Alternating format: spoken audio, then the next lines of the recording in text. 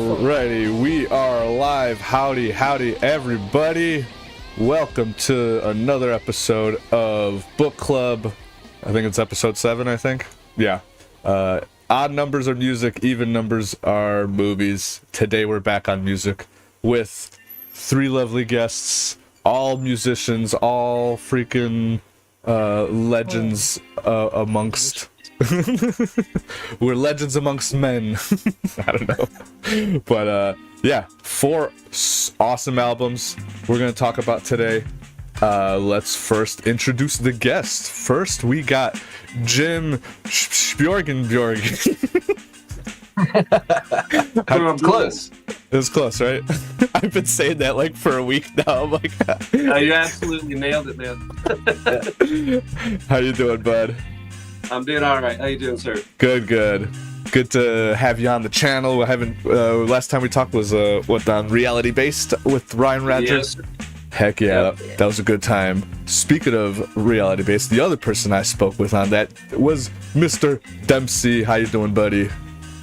Oh, I'm doing great, man. Yeah, life is good. You know, we got some yard work done today. It feels great outside. It feels great in here. I got good music to listen to, good friends to discuss it with.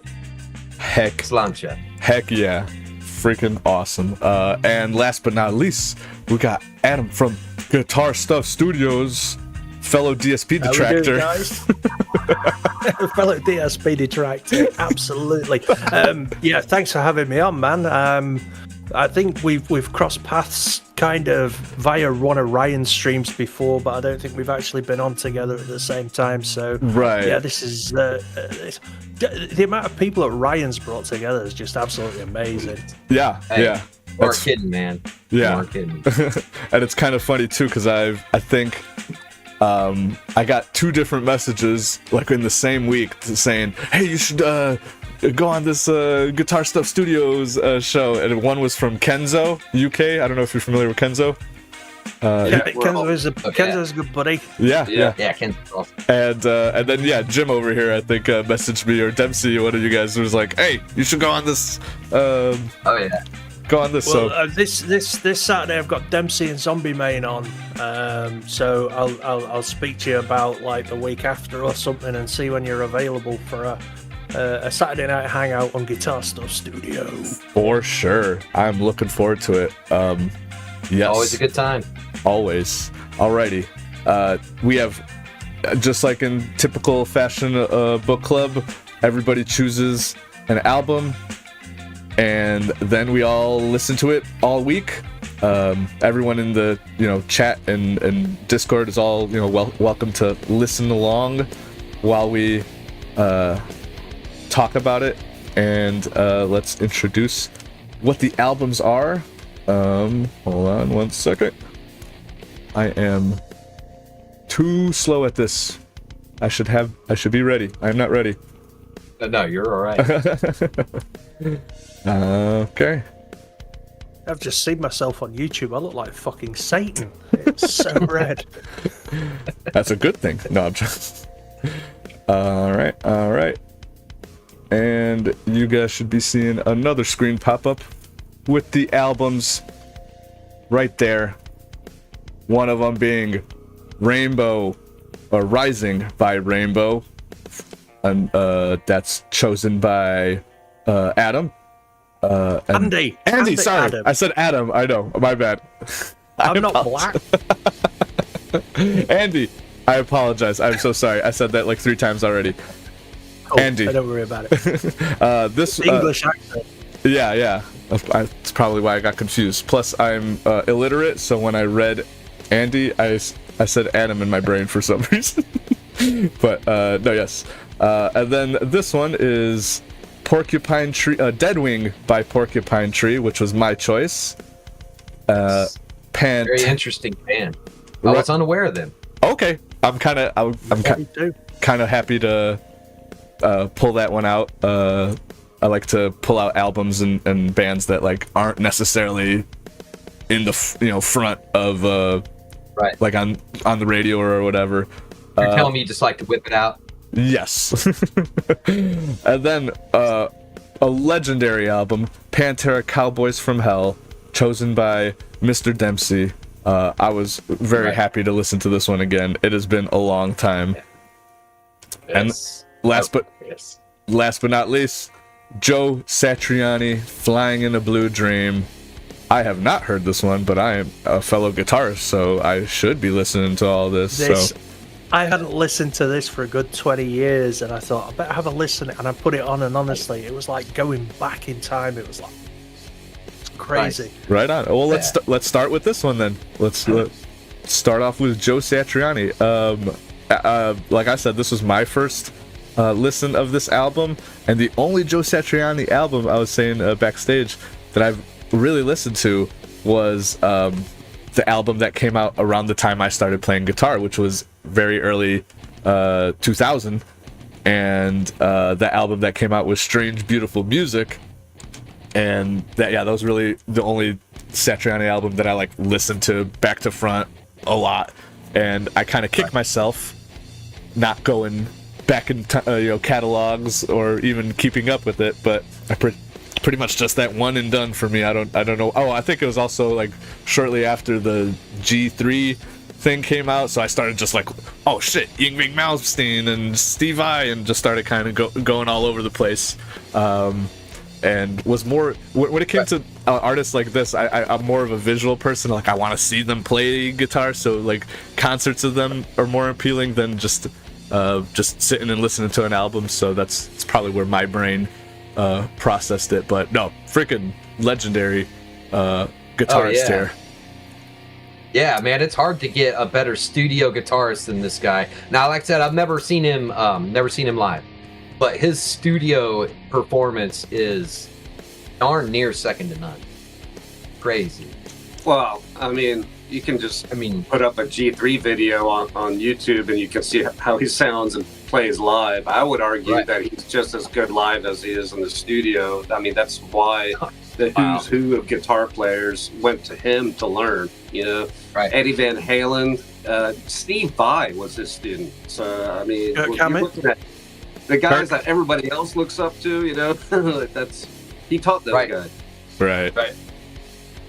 Legend. And wow, it really shows in this. Like, some of the riffs that he put up in this were just mind-blowing to listen to. He'd completely take you on a journey in one direction, and then the next song is just a whole separate epic journey, all within these like 5-minute little chunks, man. There's a lot of stuff that surrounds this album that I don't know if it happened right before or during, but his dad died. He lost his dad when he made this album. So like that's why it's so different from all his previous stuff when you come up to this one. And if you just look at the album cover, you can see half his face is lit up and the other is just dark. And he went through a lot of problems, emotionally and stuff going through it. Writing the whole process was like very intense for him. It wasn't some guy, because normally you would have like an engineer or a producer sitting there like, no, let's try that take again. This time do it this way instead of that way.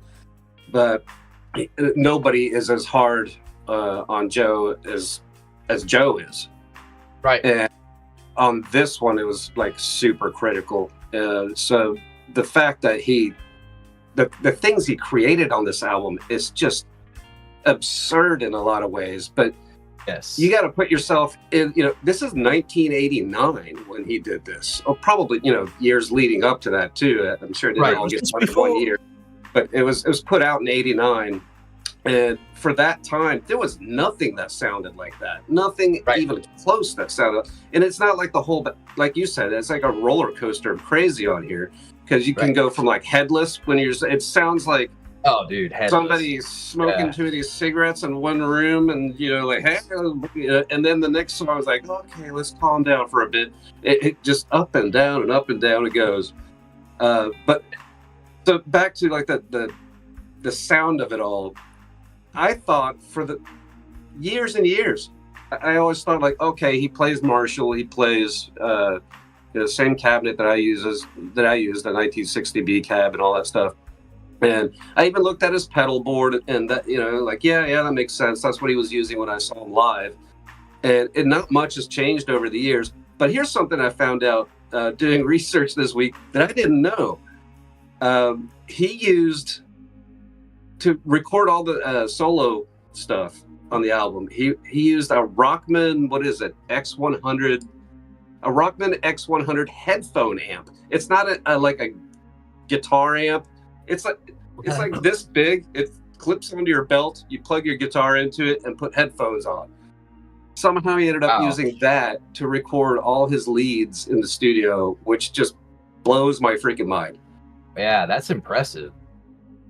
That he was able to achieve all those tonal shifts and all the different intricacies that he put in there and have all the definition that was in it, which just from that little thing. Yeah, it's kind of mind-blowing, man. There's a thing called the Deaky amp that Brian May uses, and it's just this beat old little up transistor radio thing that the bass player turned into an amplifier, and he recorded his lead parts on that thing in the studio for years. And like I say, it's just this old little wooden box that's held together with bits of tape and stuff. It's amazing what good guitar players can do with so little. Right? I'm kind of one of them. I grew up right at the turn of like when technology and DAWs became more readily available at the from home, and I was sailing the high seas at 12 years old, downloading Cool Edit Pro, taking my 10 watt amp, aiming it at the CRT monitor, which had a little microphone on it, and I just aimed it at there and freaking got this chunky, woody, echoey, like reverb sound, but it was terrible. But I made it work, and even like starting from there, I've really just taught myself how to record and how to play instruments. But I really went the MacGyver route. I kind of just took whatever I could together and just like, all right, let's throw it in there. Even I interned at a recording studio in my late like when I was 19, and my band at the time, we were recording our little album, self-produced, and the only reason we went into the recording studio was to record the drums, because I didn't really have a mean ways of doing it. And the way I recorded all my guitar was I would go right out of my head instead of into an amp. I'd go out of my head into a direct in. So my pedal would go to the head, and then from my head to just directly into the PC. And I did that in the studio with where I was interning at. I'm like, yeah, I didn't have my amp. I just got my head. So can we just like DI it in? He's like, okay. And I'm not like blasting it or anything. I'm just using it for a certain tonal shift. And I was telling him, I'm like, I'm gonna redo these guitars later because I have to, we're just here for the drums. We're just doing a one take thing to play with the drummer. And the engineer came out. He's like, are you sure you don't want to keep these guitar tracks? They sound awesome. I'm like, I mean, no, I still got to redo them. My guitar was out of tune and all that. But I was like, these veterans who have been engineering for a while. Actually, the person that ran the studio, his name was Jerry Johnson, and he's actually been on a few Michael Jackson records. He's done a lot of producing and stuff like that. So he was a really cool mentor, and to even have him and his engineers be like, "Yo, this weird thing you're doing actually sounds pretty good." So, hey, props to Satriani for just kind of taking what he had and running with it. Yeah, man. I'm a huge proponent of tiny amps. I mean, I've got a real collection of tiny amps going. I've got this little. This is cute. That's my orange. That's beautiful. Orange stack. I've got my Vox stack. This is. Oh, nice. That's great. That is awesome. That doesn't look like it would even function. Is that real? Does that actually work? This comes off. This you can't really say it because I've got shit lighting, but this plugs into the guitar and you put your headphones into it and you get the Vox AC 30 tone in through your headphones, but then it plugs into this little speaker here and you put a battery. It's great. That's awesome. It is awesome. Gotta on eBay. Gotta play wherever you can. That's right. Yeah, I'd say the way that this album came in with the title track right off the bat, I mean, it was just, wow.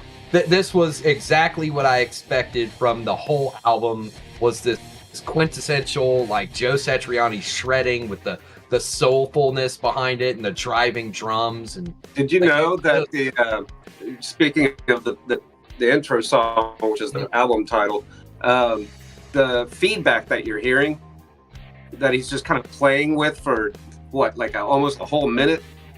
Mm-hmm. When he did that in the studio, it was far more difficult than it was for him to do it live, because obviously when you're playing live, you've got your amps cranked, and you can build feedback wherever you want, but it depends on what frequency and yada yada yada. So to match the exact intro, he actually marks, like with tape on the stage, like little X's, where he has to stand, because he does it during sound check, for him to get those frequencies and the feedback before he starts the song. Yeah, it's crazy, right? There's a science to it. Yeah, I learned sound waves are that was the first lesson I had at that, because the internship at the studio I had was internship/mentorship, where I went through a thing called Recording Connection, which is like an online thing where it would hook you up with actual studios in your city, and then the person running the studio would have like homework and a book, and I'd have to, and lesson number 1 was sound waves, and really learning how just the vibrations of the air, and the Joe Satriani needed to know where to stand to get that perfect feedback. It's crazy to think, just like, I don't know, you don't really think about sound like as a physical thing, but once you realize, like, hey, it's kind of like water, you gotta pay attention to which direction it goes and all that kind of stuff. I don't know. Whenever I listen to Joe Satriani, it just makes me think: how can one dude be blessed with so much talent in those two hands? And it blows my mind, because I as fellow guitar players, sometimes you'll sit down, you've got a part to write, and nothing comes out, and yet he just sits there and churns out album after album of pure genius. It's sickening. It really is. I'm glad his hair fell out. I was going to say it was to make up for his hair. He's like, he got too powerful. His hair just couldn't hang anymore. Well, I've still got all my hair, but none of the talent. Oh no. It's a balance. That's the trade-off. Yeah, one of the things that I love about him so much is that it's not just his ability to shred like a maniac, but he's got like a really soulful vibe to him. His favorite musician is Jimi Hendrix, so it's not so much the shreddy stuff that sticks with his soul, but he just wants to hear, if it's just one powerful bend and a good melody, then that's enough for him. But it really shows during not just this album. I would argue that The Extremist and Crystal Planet probably have better rhythm sections, but not like this album has any bad ones. But that's sometimes I have to sit back and listen to that deliberately, because it just gets overpowered by everything else. But you sit that guy wrote those rhythms. He just sat there like, oh cool, I'll play something on top of that later. Like I know where the melody's going already, dude. Like the sheer talent in that alone, it makes me very angry sometimes. That's what I appreciate about Satriani. He, to me, stood out over a Vai or a Malmsteen, because he did appreciate the rhythm section so much, and that's kind of why I really love that Strange Beautiful Music album, because the opening song just is this very almost I think it's like it's 4/4, but it's like that boom boom ka boom ka ta boom boom ka, kind of thing. And I was just like, oh, it kind of has like a progressive kind of feel to it. And he really, it didn't, like, there was no lead guitar until like a minute into the song, that you just got that cool, rhythm part that he wrote. And he's also another reason why I just desperately want an SG series Ibanez thin body guitar. Oh my god, that just feels so nice to play. I don't own one, but I really want. I had an 8-string Prestige S series, But that's not what Joe uses. He has his own line, the JS series. It kind of looks like it from the 1D perspective, but it's rounded. I personally don't like it because it just slides around a lot if you're sitting down. And on top of that, I like the neck it. isn't like a wizard neck. It's more like a Fender Strat neck, which he prefers. But the S series are pretty awesome. I ended up getting rid of it because I don't. Turns out I'm not an 8-string player. 8-string's too much, man. I thought 7-string, like, all right, this is all you need. And now they're doing 8-string and keep going. It's like, all right, enough of this gent music. Ding, ding. Right. Like, I was gonna say, isn't that what Tosin uses? Yeah. I like a bit of gent. I like a bit of it. I don't know if you've noticed, Steve, but I am not Tosin. Yeah, no doubt. I mean, you almost look like him. It's pretty close. Oh, I mean, Everyone can pronounce his last name. Oh, brutal. That was harsh. I apologize, Yeah, Jim. You know I love you. That's all right. I've been calling him Sjoblom for 30 years now. yeah, so is my sister. It's fine. Yeah. You will always be Mr. Sjorgen Bjorgen for me. Yeah, Sjoblom. Sjoblom, there you go. That's what you got. you bomb. That's like what it is. Ryan. That's right. But, right after he did that, the titular song to this album, like, it was a really smooth transition from the first to second song. Like, I really enjoyed that, and honestly, I thought that the mystical potato head groove thing, awesome name by the way. Yeah, Probably my favorite one on the whole album. Like, overall, if I had to pick one, I'd say this was probably my one. And the title really reminds me of something that Jim would write. well, the funny thing is, when I did the first one, I was trying to emulate everything about this album to just kind of bring myself back to the 80s, and like, this is what I started on, so if I'm going to do my first EP or whatever the heck it was, then I want it to like be like a thank you note to Joe, even though I'm not as good as him. I wanted it to be reflective of that. Oh, I could really feel that.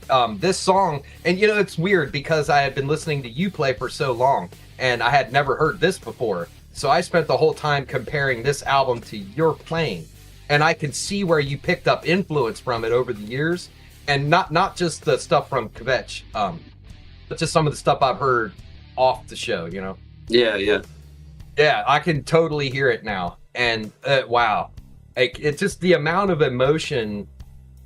In this song, and even the drums sound better in this song than the rest of the album, like, because it's so in there and it like pops out in the middle of this like emotional guitar building, and it's a really solid riff bass. Like, dude, the epic progressive anthem feels to it. Like, oh man, Yeah. like, I can see, though, as a drummer, that would probably excited. be my favorite song on the album too. Yeah, so there's some other ones that are that have some decent drum lines. Nothing real insane, obviously. Everybody came here to listen to the guitar player. Yeah. So, I'm cool with drums. I But like you got to remember, those two guys, Stuart Ham and Jeff I can't remember his last name, but the drummer, those guys are studio musicians too. So they're when good. you see them live and they go off on their own little tangents and stuff, that's crazy. And it's so sad that people like Joe, and I love Joe, don't get me wrong, but like, he should give a little width to let those guys explore a little bit too. I think it would draw in more fans of other musicians, as well as just like the regular listener. Right. But yeah, because they have to kind of stay right in that pocket the whole time, so that he can go on his, shreddy long solo stuff that he, is his signature move. And I get it. I mean, like, this is his gig. He's the name of the band, and that's understandable. Right. But I think that they could have more fun as a band, both live and in the studio, if they played in the studio and wrote in the studio, kind of like they do live. 100% agree. Man. I know what you're saying. I haven't seen Joe Satriani live, unfortunately. I've seen Steve Vai play live, and with the with the band and everything, it does make a huge difference. Because just one sec, the dogs. Yeah, Vi tours with oh gosh, what's his name? The dude that always wears the funny hats. He's from King Crimson. Any Rain? Oh no. Can't remember. Almost just King Crimson. That's funny. There's a tie to that later. What is his name? Somebody in the chat might know. Who is it? Is it King Crimson guitarist? Is it Robert Fripp? Yeah. There you go. Yeah, and I saw Buckethead live, and he was playing to backing tracks. Hey, there you go. And That's I'm not so joking. sad. He's way too talented to be playing with computer tracks. He was playing with backing tracks, and honestly, it was really dull. I was getting more amusement out of watching all the little weirdos at the front jerking off over Buckethead. They were like, I love his playing. Like you're a special little guy, aren't you? And what he was playing was great, but I think just because it was with the backing tracks, it just didn't have the same feel as you get with a band. Yeah, right. Yeah.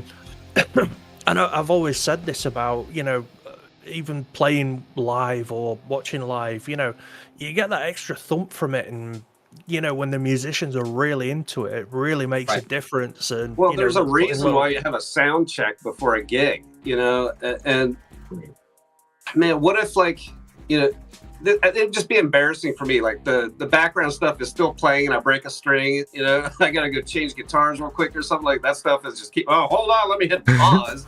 Like, right. The vibe is just dead after that. Like, all right, we're gonna leave. Yep. No, yeah, because I do a lot of writing of my own music and stuff like that. And for the most part, I usually show it to like my buddies, and they'll learn a song from I'll teach it to them and whatever. And I've thought of like, man, because musicians come and go, life happens, scheduling conflicts and all that, and I'm like, should I play to a backing track? And I'm always like, nah, I'm not gonna do that. Yeah, it loses the soul. It does, man. It really does. That's why. Gosh, I can't remember anybody's name. Like Ben from Cloudkicker. He did all the writing, all the recording, all that stuff, and he refused to. He got asked several times to tour, and he's like, it's just me. I don't want to go. It's too much trouble. Until one of his favorite bands, Tesseract, asked him like, hey man, you want to come tour with? He's like, oh, I'm not turning that down. So he had to like, hey, these guys I jam with, you guys want to go on tour? So some of them wanted to, so he just had to like hand pick and then like try out people, and like till it finally happened. Like, I can't imagine the stress of having someone like Tesseract go, hey, you want to come tour with us in like 6 months? Are you ready? Like, oh crap. Right. Oh man, that's they're awesome. a great freaking band too. Yeah, I really enjoyed them. I all the respect to Ben, because he ended up actually hired, and now he actually plays with them full time. But he ended up hiring a bunch of studio pros to tour with them, and then oh crap, I don't know what I just did there. But that is so important, I think. Because even Tess uses like some background stuff, so they don't have to hire 2 more guitar players to tour with. But that's, I think that's okay, just as long as you're not playing to yourself. Playing to a click and some backing tracks is way different than playing to an entire just backtrack. Yeah, exactly. Right. Yeah, for sure. But in Bucket's head defense, he wears a chicken bucket on his head, so... What more entertainment do you need? Bark, yo! This is very true. Now I want chicken. Oh, God. Why'd you say that? See, all Buckethead needs is to hire some other musicians, put buckets on their heads, and bam! There you got a freaking awesome live show. Like Devo. There you go. The next Devo. So what'd you guys think of that mystical potato head groove thing? Were you guys into that? Which number was that? Number Second 2. one. The second one. Yeah. Oh yeah. Which is the first track? So I did not expect much singing because I did not expect him to be doing. That actually threw me. I'm with the you first on time that. I heard it. I'm with you on that. I think maybe he should have He not tried. done so much singing. He tried. Yeah. I give him better- props. Yeah. I'll say that. I don't know say that. what happened. I know that he did the vocal for, I believe, like that it was just something that happened after his dad died, and he just had to get it off his chest or something. But then you have like Big Bad Moon. He's singing in that too, and the phone call, and like just the whole. I'm like, Phone call's why awesome. are you doing this, dude? Like, you don't need to do this. I like And that one. did he lose a bet in the studio? What happened? Yeah, I think so, man. I mean, some of that does kind of sound like that. Like the phone call in particular was kind of cheesy, kind of country sounding. Like extra cool sections bring like the bluesist parts back into it, but Yeah. it was cheesy, man. But you know, he ended up throwing his cool flair in there. You know, Yep, Pretty yep, yep. Another fun fact: that Right. album, he had Ibanez, or not Ibanez. I'm sorry, he had DiMarzio make a pickup for him, and he named it Fred. I don't know if that's like an acronym or something, but he just named it Fred. I don't know if he's like, I'm taking enough LSD. I think I can name a pickup now. Wilson. But yeah, that was that was right after the feeling, right? The phone call was right, and in the feeling that was like really super short. But was that a banjo I heard in that, That's a banjo. or was that just okay? I didn't know if he was just like had some cool effect on his guitar, or if he was playing an actual banjo or something. Well, if you listen to Big Bad Moon, he makes a guitar sound like a harmonica, and he makes a harmonica sound like a guitar. It's actually kind of mind-blowing. Yeah. Dude, that At song was first, just like, him what is he swinging trying it to around. Just become Prince all of a sudden. It's like, I gotta play 47 instruments, and I'm like, dude, Right. calm down. You're already beating everybody at everything. So I think at one Right. point he also made just the voice sound like a harmonica. At one point he's just going, wah, wah. And I'm like, holy, like what's a harmonica? What's a Right. guitar? I don't know anymore. Right. I literally wrote down Big Bad Moon is just Joe swinging his sausage around. yeah, pretty much. Like that's what that is. It's so good and groovy and like As a it's so guitar well done player, with I will that tell you blues right in it. now, One Big Rush, let's see here, Back to Shallow Ball, and then Bells of Loud Part 2. Those three songs. Yeah. That, if someone was like, hey, Jim, we're playing this stuff live, can you learn these three songs? And I'm like, I don't want to. Give me about a That year. sounds Nightmare. I like the part one of that, the Bells of Law. That was Oh, a yeah, really yeah. cool way to go into the second part. I love that, man. I thought that was I super feel the same way tastefully done. about what is it? Forgotten The parts. Forgotten Part 1 and 2. Yeah. Yeah. Really, really good stuff as far as like one thing leading into the other. I Yeah. thought at first like, oh, That it's just finger lazy tapping writing, joke, but no, I can see it. Yeah. Yeah. And you know, it was so you could feel the pain in Forgotten. Like Yeah. I remember the first time it came on, I was like bouncing around doing my thing, you know, because Day at the Beach and you know, all these other songs were just like so uppity. I was like, yeah, let's do my thing, right? And then that came in and it just kind of stopped me for a second. Like, damn. That's actually what got me into tapping was Day at the Beach because I mean, it's not like he hadn't done it before, but the Right. clean stuff, you know, so that's all done on one guitar. It's just one guitar playing all that. And Right. that's, I'm like, wow, it's like you can do polyrhythms like on one, you know, so back then in 1991, I guess, I'm like, okay, I got to start practicing this stuff, you know, on my own. That's where Right. all that stuff came from. But yeah, Nice. that's really, really melodic and special. I love the sound that he got from Day at the Beach, man. Like, yeah, you could tell that he was trying. Like, think about what he's having to go through to write that kind of a song. Like, you would have a hard time learning it. He had to come up with it out of the blue. Like, you could feel it. He was putting everything he had into that, and it was Yeah. just wow. The results were right freaking on. Right on. I'm just sitting here feeling really bad about my guitar playing now. You know what? Well, I don't think any of these other guys are going to help either. Right. No.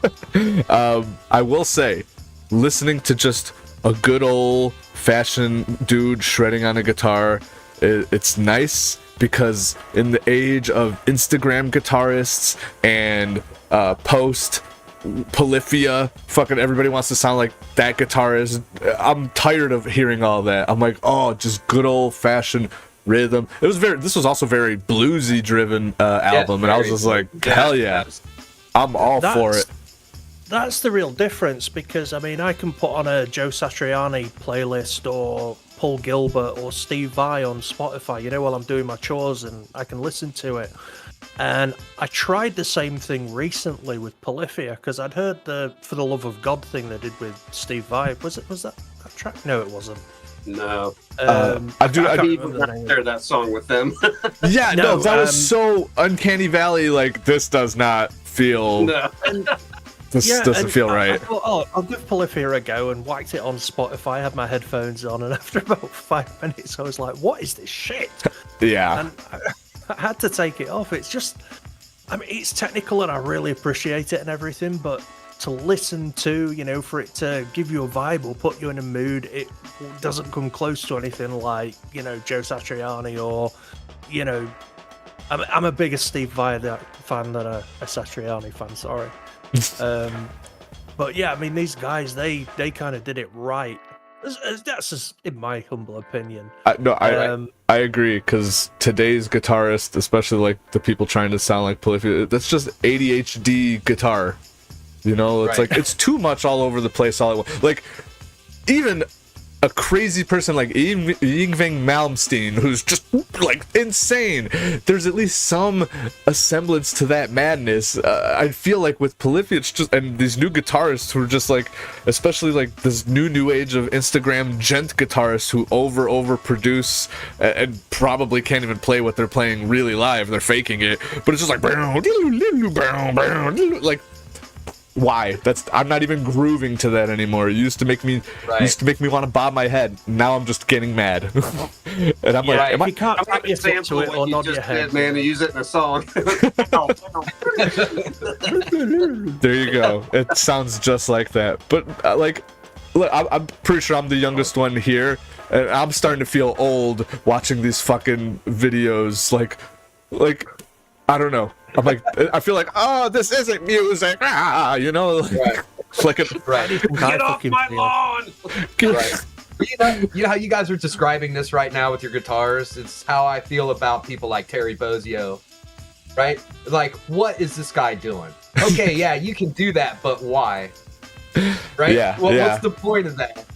Why would you have to do 4 different time signatures at once? Who's going to listen to that? Although he drummers. does it. I can actually say that I think Terry Bozzio is like, he's classically trained anyway. The guy is just some great bands too. He's just a monster, like a natural monster. So he gets to add melody on top of melody, and it's fine. But when you got guys like, I can't remember his name now, dude from Tool, who's an absolute genius on drums.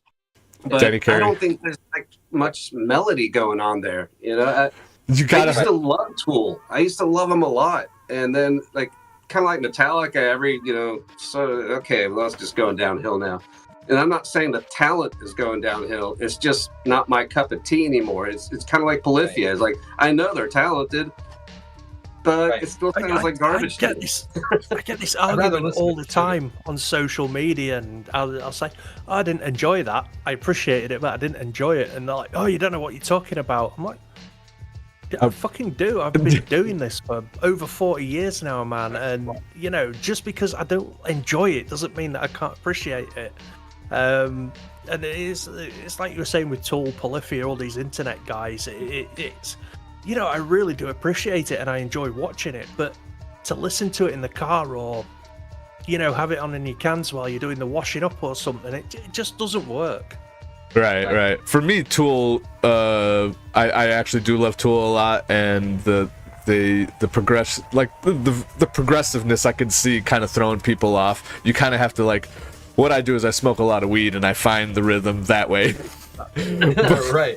But it could throw any, like most people, like I get why they wouldn't like this is just throwing me off. Like where is the rhythm? Well, the structure in Anima was amazing. Like the first time I heard that, it made me backtrack and listen to all their, all their stuff. And I'm like, I'm excited for anything coming out in the future. And then it's like one song per album. My brother and I would be like, okay, that's okay. But the rest of this is just utter garbage. Feels like they were just like pushing it out just to push it out. Right. For a band that takes that long to put out an album, you're like, come on, dude. I will. Like, look at Soundgarden. They did the exact opposite, where they were like, we started off okay, but we just kept getting better as time went along. All the other bands like, we have a different formula. Yeah. I will agree with the last Tool album that came out. I can't even remember the name of it. Like I just wasn't. I used to be the hugest Tool fan. Like when 10,000 Days was the album prior to the newest one, and when that came out, that also took 13 years in the making. But to me, when that one came out, I also just discovered smoking weed. So like that probably went hand in hand. But. No, I could totally see, because honestly, to me, peak Tool would be Anima or Lateralis, and Lateralis, because that one had Anima on it, and 46 and 2, all those hits, Schism, but yeah, that was like peak Tool when that came out, and kind of down, started going down a little bit. Yeah, that's the one though. I'm with you. 46 and 2 is peak for me from them. Yeah, that was good when they got when they got their new bassist, I think, and just they started getting real just weird with it. Early Tool, like the first two, like the first album and the Undertow, that's like more rockin', less Sober was on that one. Yeah, Sober was on that one. Sober was a pain in the butt for my brother to learn on drums back then, because he was just getting started.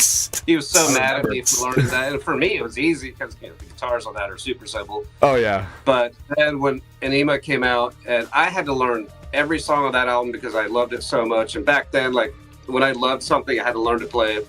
Yeah. And then just bring it to band practice. And like, since I already knew all the songs, I'm like, hey, you guys pick one and we'll just do that one.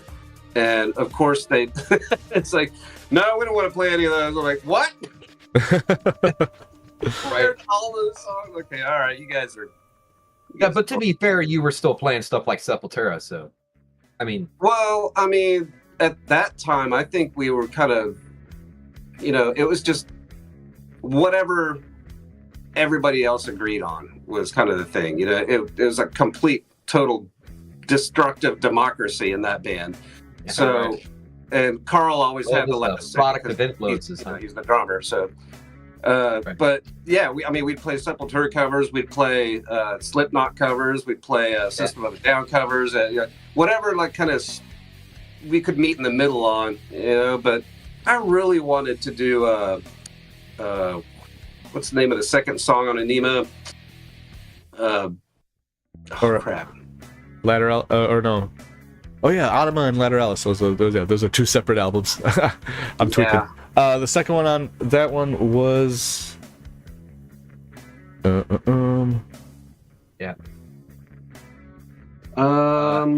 Eulogy. Eulogy, yes, that's a good one. What a great freaking song! Oh my god, dude, there were so many bangers. Between guitar and drums, that thing was so awesome, and I couldn't believe Carl didn't want to do it. Well, hilarious. Got a lot to say. Yeah. Alrighty, well, back on Joe Satriani, because we kind of just went weird off there. You're good. No, I'm pretty sure I steered the ship right into fucking right off the road. But yes. Well, we covered a couple songs here. What are your guys' thoughts on, like, say, Day at the Beach? Did you guys like that one? Okay, I gotta have to remember which one, because I listened. When I listened, it was like the finger tappy, like epic, ridiculous craziness. Yes, I do remember that, and I did like that one a lot. So I'm stupid because I need to do better research when I do these book clubs things. I'll listen to, especially music. When I listen to it, I give it the proper listen where I just turn it on and I fucking just close my eyes and whatever. So I forget what the the track titles Right. are. I only remember like what around where in the album is in beginning, middle, or end. But I remember, there was a ton of freaking awesome riffs. The tapping one, I do remember that one. The Day at the Beach. And then the other one you mentioned, the Mr. Potato Head. As I just put it to my ear, I'm like, oh yeah, I remember that one too. Yeah, no, freaking great. Like you said, it kind of That's like my favorite one. It roller coasters. It goes from like rockin' to bluesy to back to rockin', a different kind of like almost like surfer rock almost. It goes all over the place. Yeah. And you can see that he's kind of trying to throw his New York style sense of humor in there once in a while, and you're like, turn that back a little bit. Right. Hell yeah. And this was Satriani's third studio album. Looks like I'm just now going through Wikipedia, finding facts or doing my bit of research here. Right. Not of This Earth was the first one, where he promised to bring world peace. That's a bold statement with his music. And They aim high, right? Yeah, I guess so. Did the exact opposite, buddy. But good, thanks for trying. Oh boy. Right. The second one was Surfing with the Alien, I think. Yeah, that was my introduction to Joe Satriani. That was, I think that came out about the same time as the Steve Vai Passion of Warfare. Yeah. Yeah. They were out about the same time. Yeah, that's probably the only album as a whole that I like from Vai. I love that album. I think I had that on cassette tape and I wore it out. I was just listening to it that much. Right. You know what I think my introduction to him was? I think it was Bill and Ted's Excellent Adventure. Honestly, I swear, I think that was my first time ever hearing. What was the name of that song that he did on that? Because that was amazing. Yeah, I don't remember. I don't remember. Right. It was one of them. It was and a then version of Kiss's God Gave Rock and Roll to You. And then he did a lot of noodling, but Jim Martin out of Faith No More was actually in the movie, I think. Oh. No way. that was the second one, right? Yeah, he was. That's right. Yeah, that was the second one. Yeah, he had like invented a thing that caused them to be able to go on to do world peace. Yeah. The irony. That's where he got. Yeah, that's not irony. That's where he got the idea from. I'm an idiot. And apparently this album was certified gold and won 91 Grammy for Best Rock Instrumental Performance. Heck yeah. Deserving. Yeah. Very deserving. Hell yeah. Good choice, Jim. Good choice. Great choice, yes. Yeah. I'm going to be definitely diving into Satriani's discography as I have been reintroduced to bands that I've totally, and again, listening to him, you could just hear how much he's inspired so many musicians that I grew up listening to and all that. So it's like I love learning my band's favorite bands. Like recently I just listened to the Pixies for the first time. I'm like, holy shit, so many fucking bands are copying the Pixies. It's hilarious. So that's again another reason why I love doing book club here, because I just won't listen to this stuff on my own, so I'm being forced by gunpoint, like, listen to this shit and then go talk about it on the internet. Right. You don't. There's a person with a gun. What do you think of that strange song?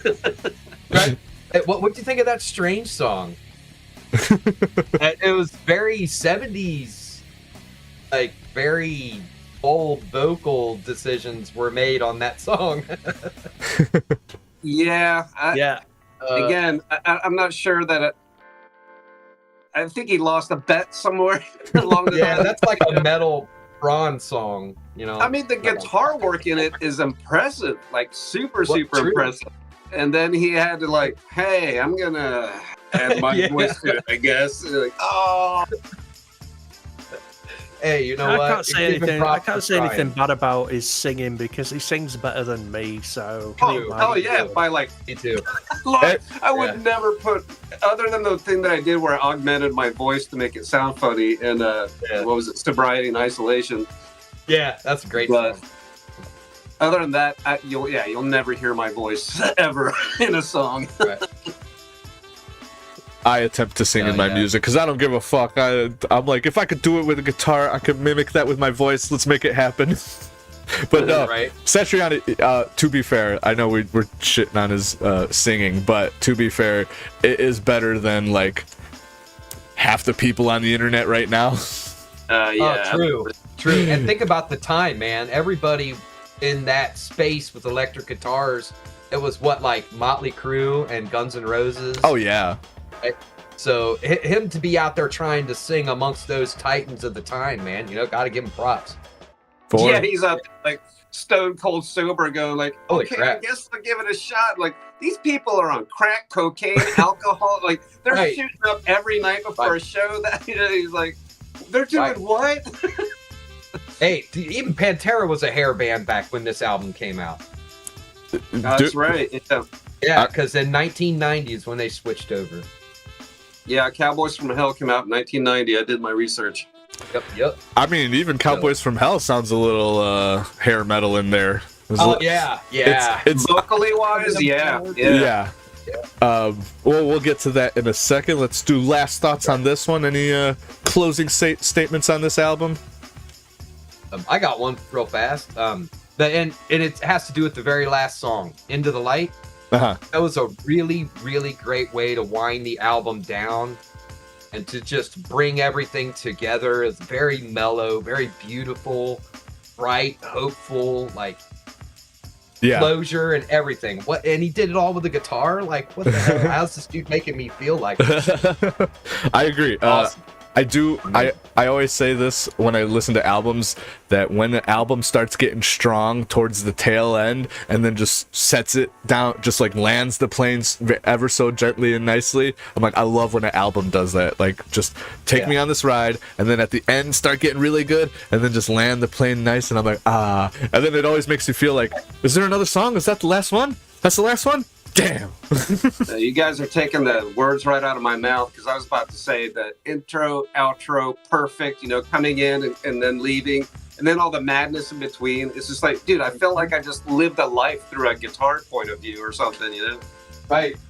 And I'm not worthy of that, because it was a way better ride than anything I could have ever even thought of. Like, for him to have had these thoughts originally, wow. Like, it's just a whole different level of talent. Hell yeah. Heck yeah. Alrighty then. If there's no other thoughts or anything else to say, I'm going to move on to the next album, which I don't know what's even here. What do we got here? Let's go right into Cowboys from Hell, since we were just talking about it. Right. And we were saying that they just came off of being a hair metal band, and I'm like, I feel like they still were a hair metal band, just they were playing everything in minor instead of it's like if you took all those hair metal riffs and just made them into minors and just dark and evil sounding, that's Pantera.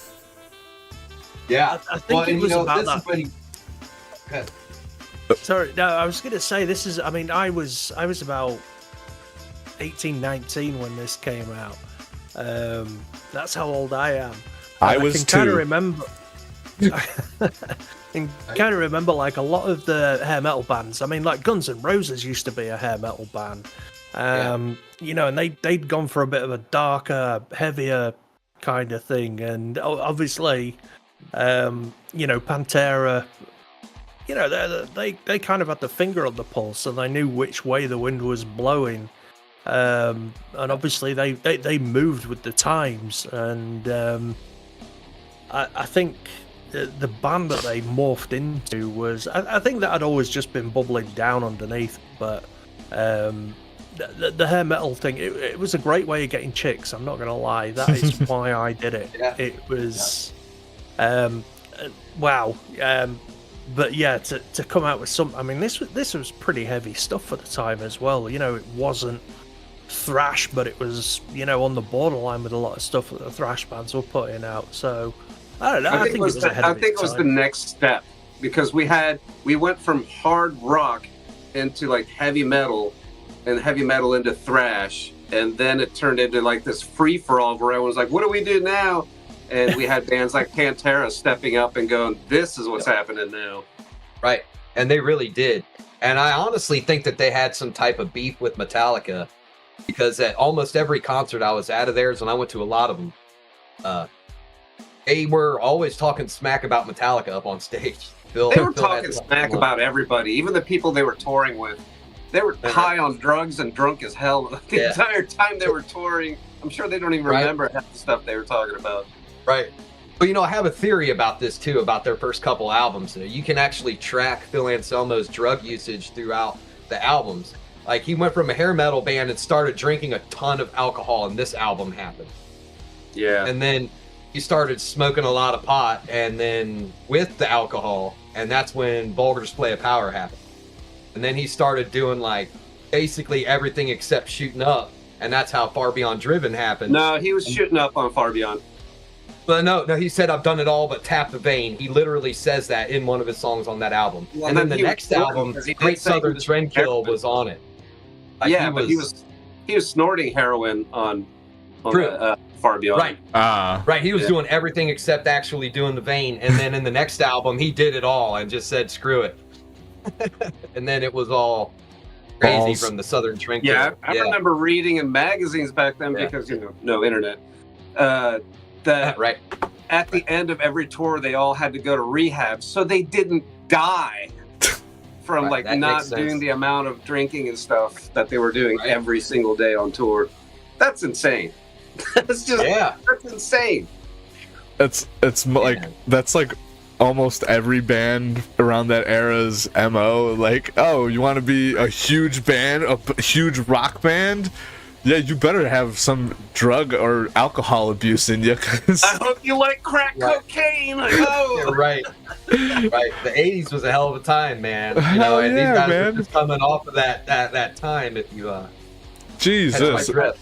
I think I said this in another live stream, but we were talking about my old band when we were playing live all the time. Every show I had this stuffed animal Pikachu about this big, zipper in the back. I had coke, weed, all sorts of freaking drugs stuffed up it, and it just sat on top of my amp every show, and for all to see. They had no idea, like, oh, he likes Pokemon. Like, yeah, gotta catch them all, I right? just gotta go to the bathroom with Pikachu, like, halfway through the show. I really love Pikachu. Oh my god. There's so many shows I played when I was younger that I can't remember just because I was that fucked up while I was doing it. But for some reason, it never stopped you performing. No. I never got to a point where that's what practice is for, man. Your body just takes over. Yeah, that's all muscle memory at that point. But I mean, for me, it wasn't really. I got to have the best performance, so I got to do cocaine and alcohol and all this stuff. Like, no, like I had social anxiety for most of my life, so like even just going to band practice, being around other people that I knew was like that was a lot for me to have to do. Going on a stage in front of a bunch of strangers, like, hell no, dude. I need drugs. Right. Yeah. Been there, man. And there's nothing quite like that feeling of being up there. You know, you can describe it to people, but being up in front of people is just something else, man. I've never even done it in front of a big crowd. There was like, I think the most, 100 people at that pond when you were playing, Jim? I think it was more than that, which something is sad. Like that. We got played at that. Yeah, but no, when we played at Twisters, you know, I wasn't on anything except a couple of beers before that show, and that's when I kind of realized, like, you know what, I think I'm okay with this, because the rush that I got, just, you know, after just the first song, you're like, okay, if I can get through that, I can get through the rest of it, you know. and I was fine after that, and like that's what I would do. I'd have a couple of beers before I didn't want to get messed up, so I couldn't play. So just a couple of beers to calm the nerves, get up on stage, do your thing, get off, drink with your buddies, go home, and everything's fine. But at some point, I just, like, I don't know what it was. It just, you know, because that, like you're saying, that rush that you get when you're up there, there's nothing quite like it. But once it started, like, oh, this is just normal now, you're like, no. Right. I'm bringing my Pikachu. Yeah, I went and saw the venue where the Abbott brothers, God rest their soul, passed. Same here. Yeah, I saw where Ginger Dimebag there. got shot. Yeah, it's wow, man, that was kind of powerful. Like the influence that the Abbott brothers had on music overall from that era is just, it's kind of hard to overstate. Like, you can just keep building them up. Benny Paul is one of the reasons why I started playing drums. Like, Yeah, wow, I the hate to guy say is this, amazing. but he is a very underrated drummer because of how incredibly good he is. I mean, people are like, he's not underrated. I'm like, he is in the world of drumming, like, overall. Right. Because nobody really talks about him anymore. Right. And you see that guy live, oh my gosh. Yeah. I saw Pantera live probably 5-6 times, and each time was more impressive than the last. Yeah. Absolute monster. Yeah. Yeah. He, And these albums, bangers, dude. oh This yeah. album right here. This This is like an introduction to like groove metal. I think they invented groove metal, if anything. There it is. Because and I'm looking right now. This is it's crazy. This is their 5th studio album, but to me, this is their first album. Right. Agreed. I'm with you. But big producer name on this album that later went to go make many great albums. Terry Date. Yeah. Which Terry Date, if you guys don't know, I mean, let's see, he did a Sir Mix-a-Lot album in '88. That's awesome. But That's the Baby Got Back album with Testarossa, I think. he did Dream Theater in '89. The early stuff. Somebody big then. Soundgarden '89. But then later on, he went to do like some of my favorite bands. He did Deftones, Adrenaline, White Zombies, Astro Creep 2000. Oh, that's my favorite Deftones album. Around the Fur, Deftones, A-Sides, Soundgarden, Incubus, Science, Stained. He did Slipknot as well. Science. That's my favorite. That was the second choice I had. Yeah. Science. I'm dead serious. I was stuck between the two of them. Yeah, no, I remember. Yeah, you did. He said. But hey, as guitar players, guys, what do you think about Dime never using tube amps? It was always solid state. I'm totally on board with it. I don't use tube amps. I'm a solid state guy. I'm actually, I when somebody told me like, oh, you got to replace light bulbs in the back of your amp, I'm like, fuck that shit. That sounds like more work. I got my Ibanez amp right here. There's no light bulbs in the back here. I'll make my pedals sound like a tube. There you go. Right. I have tried tube amps. I really have. I've given them my best shot. I've tried all manner of Marshalls, and I just prefer a solid state. It's a cleaner, crisper sound for me. I don't want a warm sound. I want a crispy, crunchy sound. Agree to disagree there, but yeah. But I mean, leaves on an autumn morning. not. I remember growing up, pretty much the like holy grail of amps being the one that Jim always talked about, the Mesa Boogie, right? And that was the one. That was like, that's what you go for. That's the goal. So that's what I've been thinking my whole life. But I don't play guitar, so I don't have a preference. Oh no, I had the singer of my band, my first band. He had uncles and cousins who were all musicians as well, and we'd go check them out. And their guitar player was like really good. He's shredded. He was very impressive guitar player. And he would always talk about, he was like a gearhead, and he'd always talk about freaking, Mesa Boogies and these tube amps. And my other guitarist, who, they still hang out. I actually think they play in a band together now. But he would always he's like, yeah, man, that's so intriguing. And I'm the opposite of a gearhead. I'm like, I just need something that makes noise, a pedal for me to make sound effects. I'm good. I don't really need much else. I like the things that gear does. Like if I could get one pedal to do all the sounds instead of one pedal to do just one sound, like that's the kind of mentality that I have. So when he's like, oh, tube amps and stuff, and he's playing on his, I'm like, Okay, yeah, it just sounds like a little more bassy and a little of that. I agree, it does have that tone, but I'm like, again, like you said, I don't think I'm really looking for that tone. I'm looking for more of a crunchy tone, like a Pantera. I want to groove. Know, the tone that the first time I heard it and it went through me, and I was like, oh my god, I want to sound like that. Was Scott Ian's guitar tone in Anthrax. That's a tube amp. I'm sure Scott it is. Ian's early. Okay. Much respect to the beard. But yeah, I mean, that sound that he had, that real that was like, right, I need that. Yeah, that was the sound That's a Marshall. I can't remember which one, so I'm not going to pretend that I know. JCM. It's a Marshall tube amp, but the main weapon there is he uses the old school Ibanez tube screamer. And the settings on that is very important. Tone all the way up, volume all the way up, distortion all the way down. And that it's just used as like a contouring, shaping of the tone going into the amp first.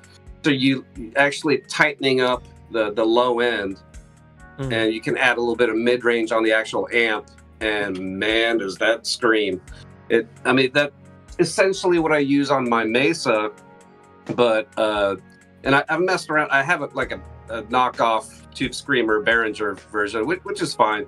But I use that with my 6-string for leads. That's another story. But for the other stuff, for like metal and stuff, I use my Fortin 33 pedal, which is just one knob instead of the 3. But essentially, it already has like, oh, we already know you're going to use these 2 knobs all the way up, and this is the. So like, all right, yeah, cool. Like, so it's a very good tightening agent. So when most people like plug up into a tube amp and like, why doesn't it immediately sound amazing? Like, well, first of all, the tubes need to get hot. Secondly, you got to find the tone with a tube screamer or a Fortin 33 or something similar to put in front of the amp so it contours that sound. Because you got to tame that freaking thing. But once you get there, oh my gosh, dude, like nothing beats that. I've heard bands live that, they tweak it just right at sound check, and you hear them live like, oh my gosh. The difference between me listening to Tesseract the first time I heard them live in this small little venue in Cleveland, and they were using actual tube amps, versus when I saw them later, multiple times in big venues, but they were using just the Axe effects. And I tell you, they both sounded amazing. They really do. I'm not going to knock one or the other, but I will say that in that small venue with those just tube amps just destroying the entire building, I'm like, yeah, I should have brought earplugs. This is amazing. Like, there's just something extra oomphy about it that you're just like, yeah, no, I get it. Right. That's good. Right. I mean, that was pretty much how Pantera would open up all their shows, is how this album opened up. Like, you hear that. Yeah, but you also have to remember, Pantera was not only a huge name, so their sound, they had their own sound guy when they toured. It wasn't like some rando off the streets smoking crack behind Hair Arena. Hey, you want to? That's they had like. That's funny. That's how I met Dimebag. The nice thing about that is like Dime would bring like 3 because. Solid states are known for just crapping out if you blast them too high for too long. Plus, the frequency breaks up, so they don't sound good at loud volumes. So what he would do is bring like 3 amps and have them all mic'd at various places, and the sound guy would kind of meld them all together and crank the crap out of the volume through the sound system. That's why it sounded the way it did. Right. Because if he was up there trying to crank those amps up, not only would it sound like garbage, but you'd have a bunch of feedback and probably some fires. Yeah. Definitely. I would and non-expected fires. There you go. Yeah. Right. I feel like tube amps are like how do I say? Tube amps are like Android phones. They come all easy packaged up. The sound guy doesn't really need to do much. He just needs to put a mic on a tube amp, and it's fucking pretty much ready to go. Where I could see solid states needing a lot of work. You need a good, definitely. If you're doing solid, and that's just kind of why I've abandoned amps altogether. I'm gonna just go directly into I'm gonna avoid all this and just go right into the sound source. So many people are doing that now. So many artists are just going straight into front of house. It's unbelievable. And then I have to pray for the best that the house knows what they're doing. Yeah, right. And I've heard some real big letdowns from that. Oh yeah.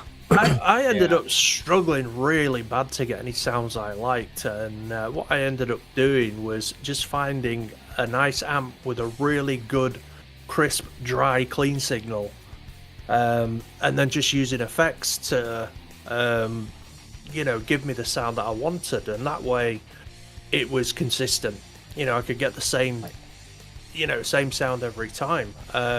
Andy, if you were doing like let's say, okay, you're writing the song for somebody, like, we need these clean parts, we need them to be like 80s clean, like super crisp, would you rather have a Fender Twin Reverb, which is the tube amp, or would you like to use the Roland the 120? Which one of those would Roland JC 120 or a Roland JC 40? Yeah. For a clean sound, yeah, absolutely. I mean, don't get me wrong, I love the Fender clean sounds. Right. The twin reverb. What was it I had? I think. Oh no, it was a Frontman I had. I really like the Fender amps. But I don't know. There's just there's a bit of continuity that I get with the solid states that I find that I can just go in, walk in anywhere, plug in, set up, and it sounds just like I want it to. Well, what about in a situation like this where you need both? What do you mean? Where you need both the clean and the distorted, like he does, like Dimebag's using in the album. Bring it back to the album. Yeah, I think if I had those two to pick between, I'd go with a Fender. I'd have to sit there and listen to it. I don't know. I there's just something about the jazz chorus that I think because I wanted one for so long, I'm just completely biased in favor of the jazz chorus. Hey, I feel that, man. That's how I felt when I first got my digital set. I was against them for so long, and then I got one, and I was like, okay. Yeah, digital drums have come a long way. I'm thinking early 2000s, even 2010s. Even Superior Drummer 10 years ago was like, what? Yeah. So now it's just like, maybe it's my old ears or something, but like I can't even hear a difference in the recording.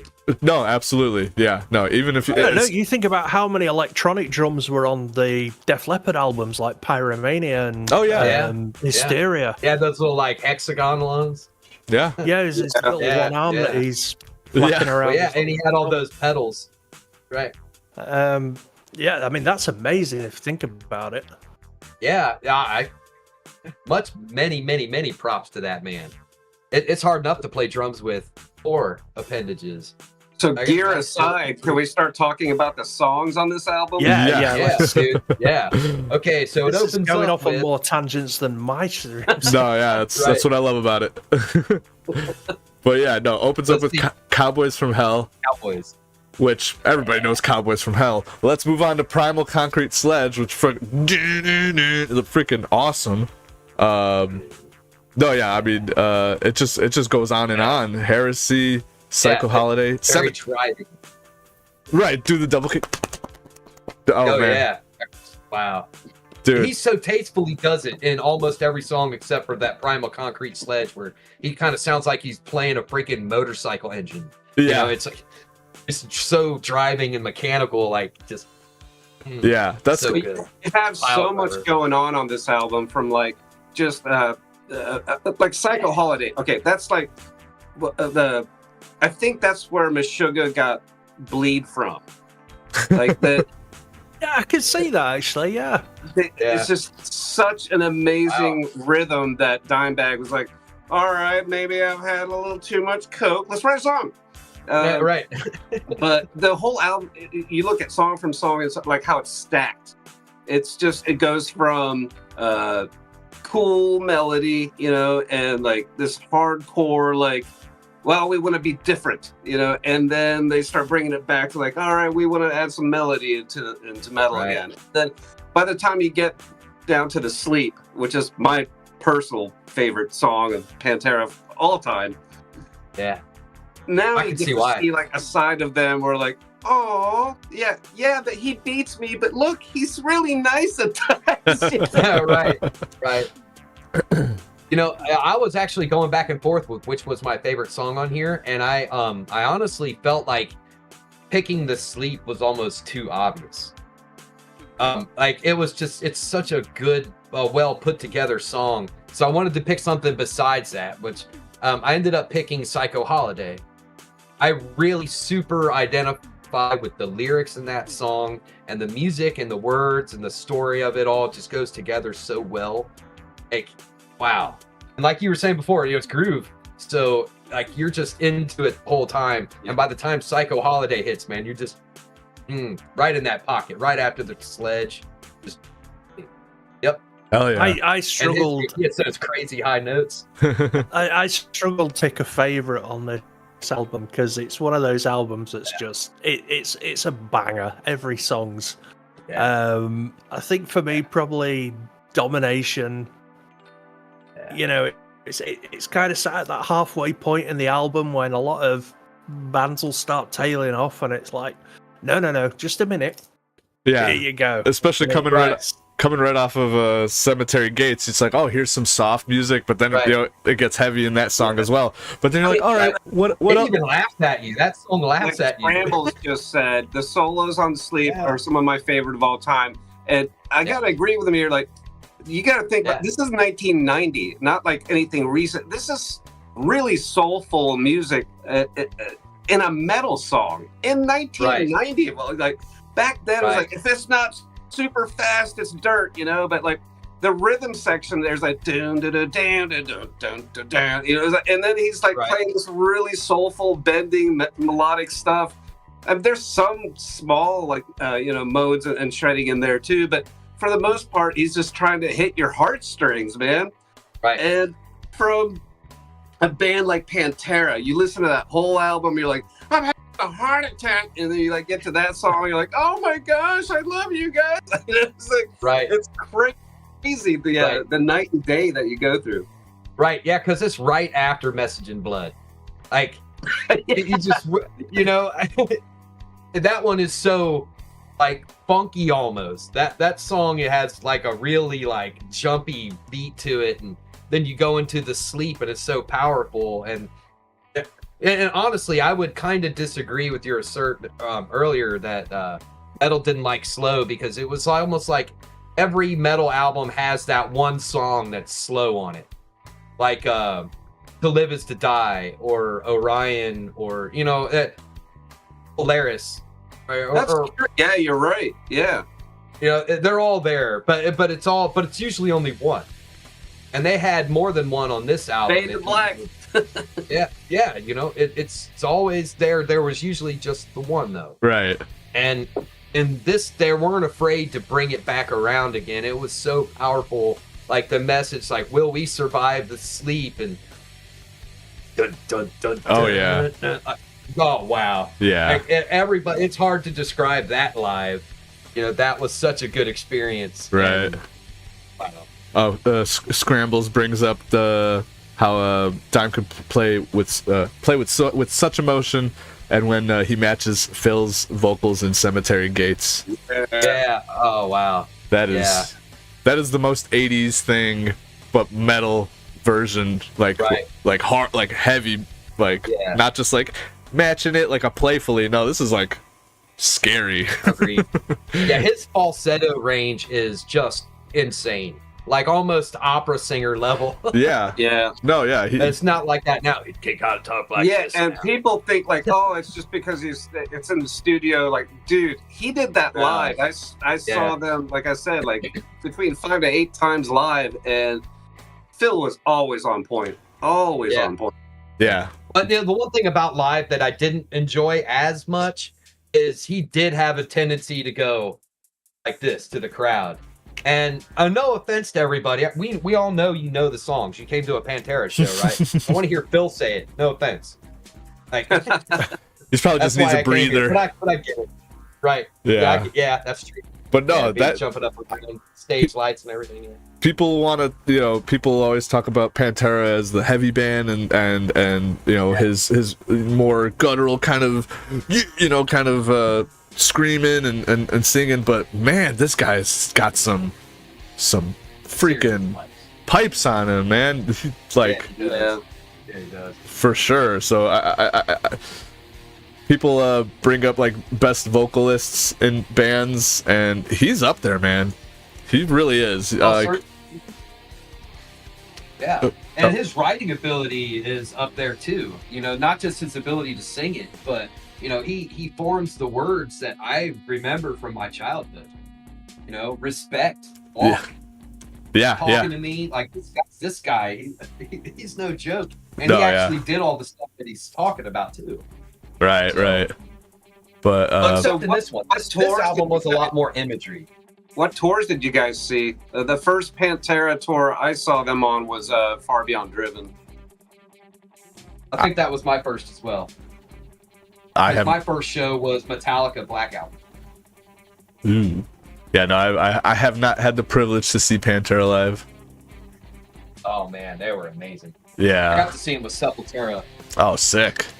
Yeah, the Hara Arena. Yeah, I was there. Yeah, that was amazing. That was the most brutal pit I've ever been in my life. I got beat up so bad. Yeah, they had amazing pits too. But it was like everybody was respectful. If somebody went down in the pit, not at that show they weren't. I was in that pit too, dude. I got messed up. That was awesome. It was Dempsey that messed you up, man. Dude, well, in the pit, it's kind of hard to tell who's who. Just swinging. Oh yeah, it was an indoor show. It's pretty dark. Right on. This freaking album just couldn't stop getting like better and better. Somebody mentioned Domination. Domination was the song that me and my band would kind of not cover, but we just groove the heavy parts. So we would do the fart stinks like a motherfucker. Yeah. For me, that's one of if somebody says Pantera, that's kind of the riff I always think of is the Domination one. The beginning or the breakdown? The breakdown. Okay, yeah. When I hear I think the same thing, but for some reason the opening riff is what always comes to me because or walk. Or walk, yeah. But it's funny. I go straight to Regular People Can See. That's my favorite song by them. Like, that's straight to it. Right on. But most regular people would say, yeah. It's hard. But yeah, no. Hell yeah. But yeah, no. Me and my band we would always just randomly be like, "Fart stinks like a motherfucker."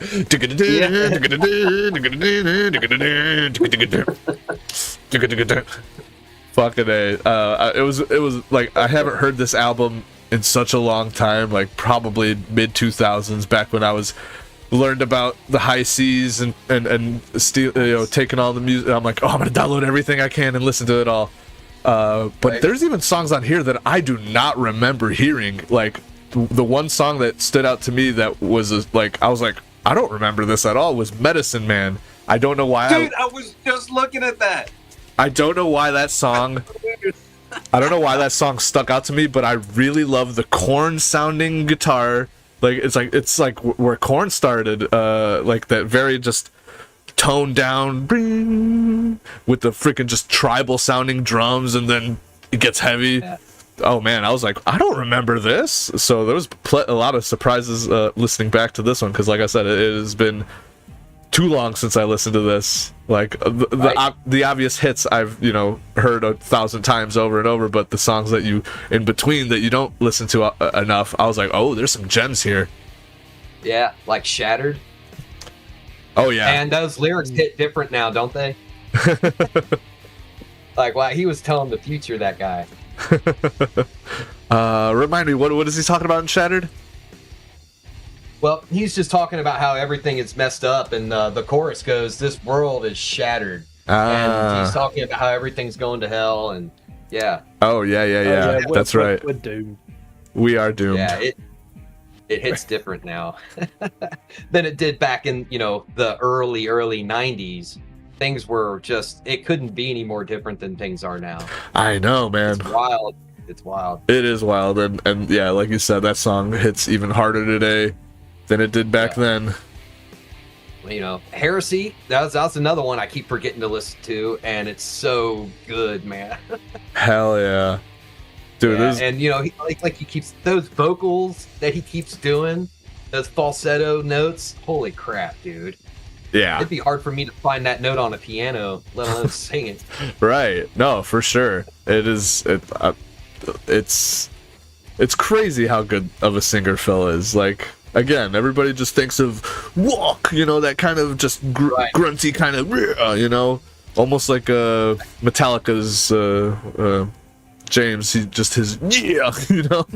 just think of that, but no, man, this guy's like, what the fuck? How did he do? What? That's Phil, right?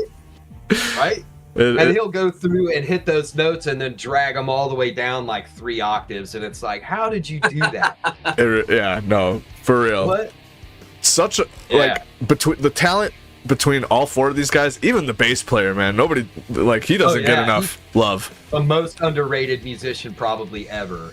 For sure. Honestly, nobody ever talks about him. Rex Brown. Yeah. Dude. Yeah. Like, he stays in that pocket. Like, and what's crazy to me is I used to believe wholeheartedly that you needed a rhythm guitar to match that bass to get that, like, heavy low end.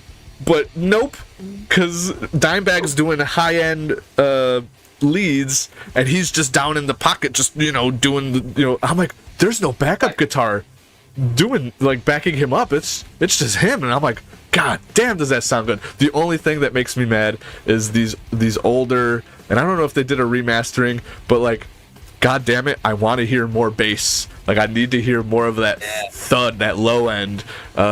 Right. It's usually like they did the Justice for Jason or whatever.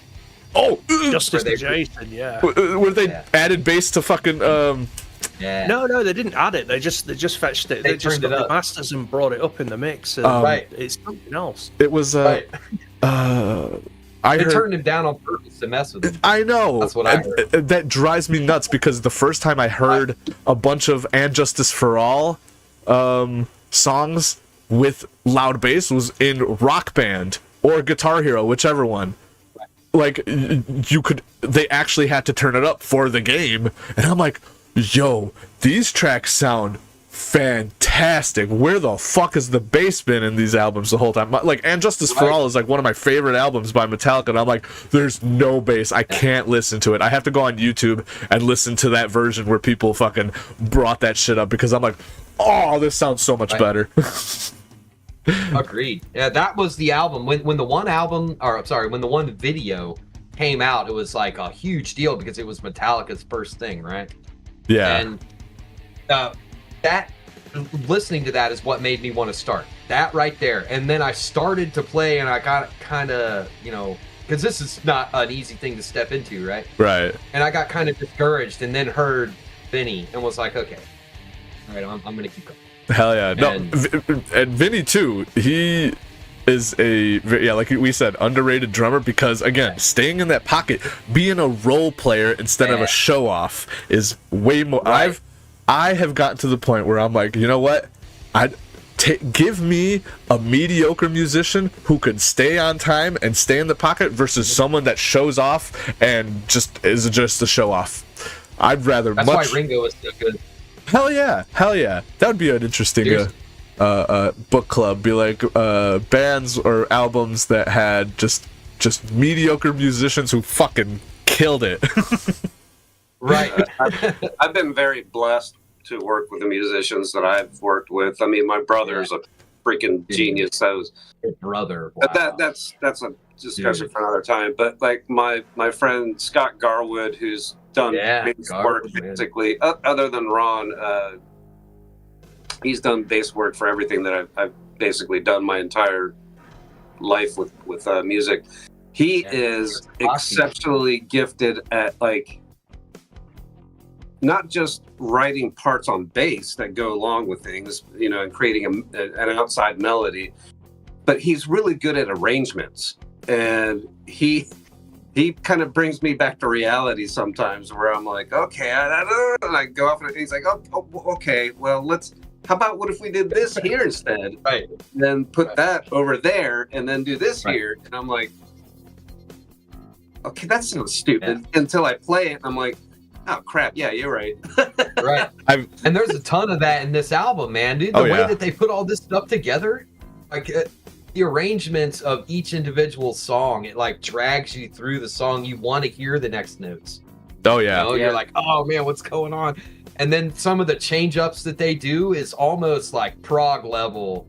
Yes. Like, wow, yeah, I man, was just listening to the last one, The Art of Shredding, and it's weird, right? Because it kind of starts off in this direction, and I was like, no, we're gonna go over here now, and you know, like, wait, right. But I was listening to like what is it, like almost a minute in when it starts with it's like the second melody.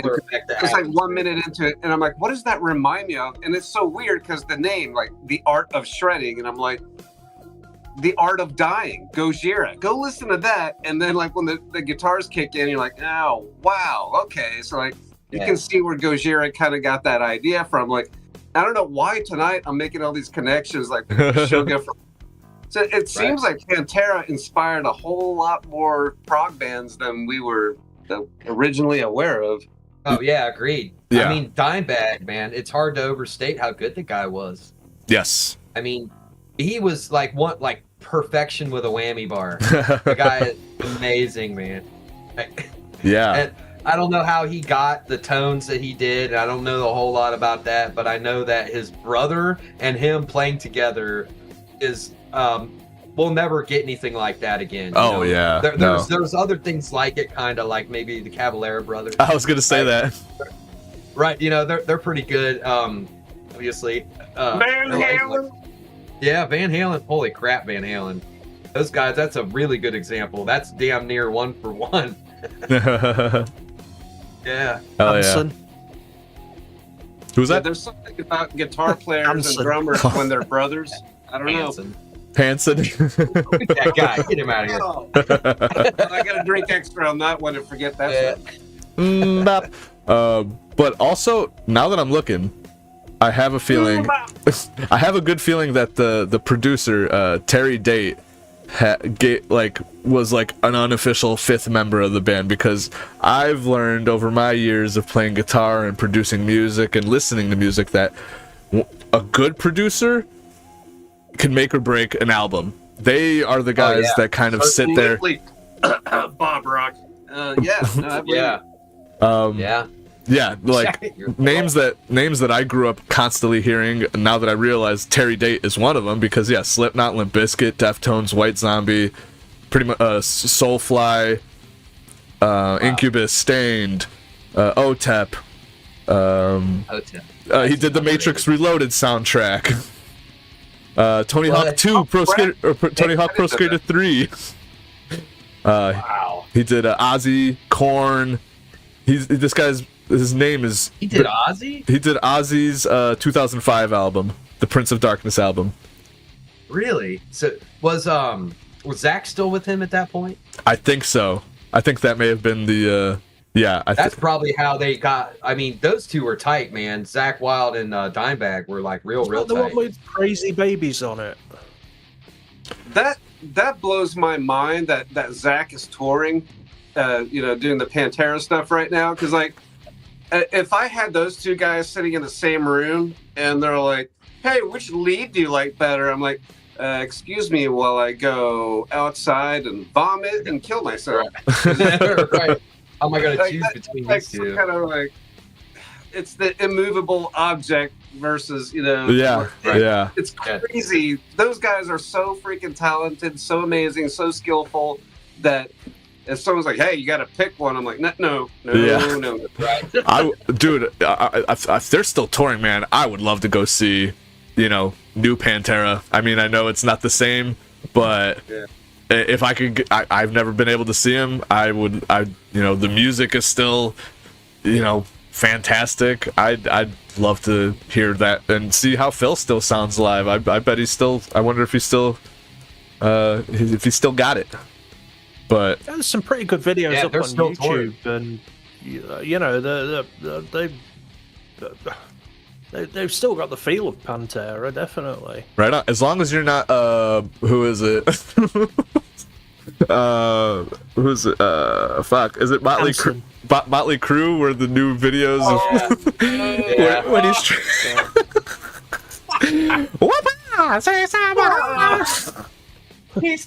Moving on.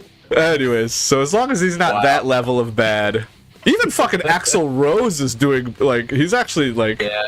He decent. looks like Throw Mama from the Train now. He looks Well, he's doing a terrible. lot better now. I remember his first comeback concert, and then people were just like, "Oh, go back home! Yeah, right. Like, where's my fries?" Seriously, he looked like Ma Fratelli from Goonies. It's just like I would have had more respect for him. He's like just shaved his head, came out there wearing a McDonald's outfit, and be like, you know what? Right. Where do we go now? You know where we're going now.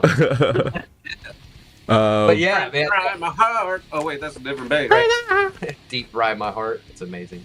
but Yeah, what a good way to end an album with Art of Shredding, man. Like, Yeah, just brings it all to like a nice, neat little bow of them being like, "What now? Good luck." Because but Injustice for All, like we were talking about, just came out like 2 years before this one. yeah, That was still fresh in everybody's mind, what I thought was so amazing was not only that they just started pumping things out. Like, not Right. you gotta understand something. When you're touring as a band, you don't have like all this. You got free time like when you're on the bus to sleep.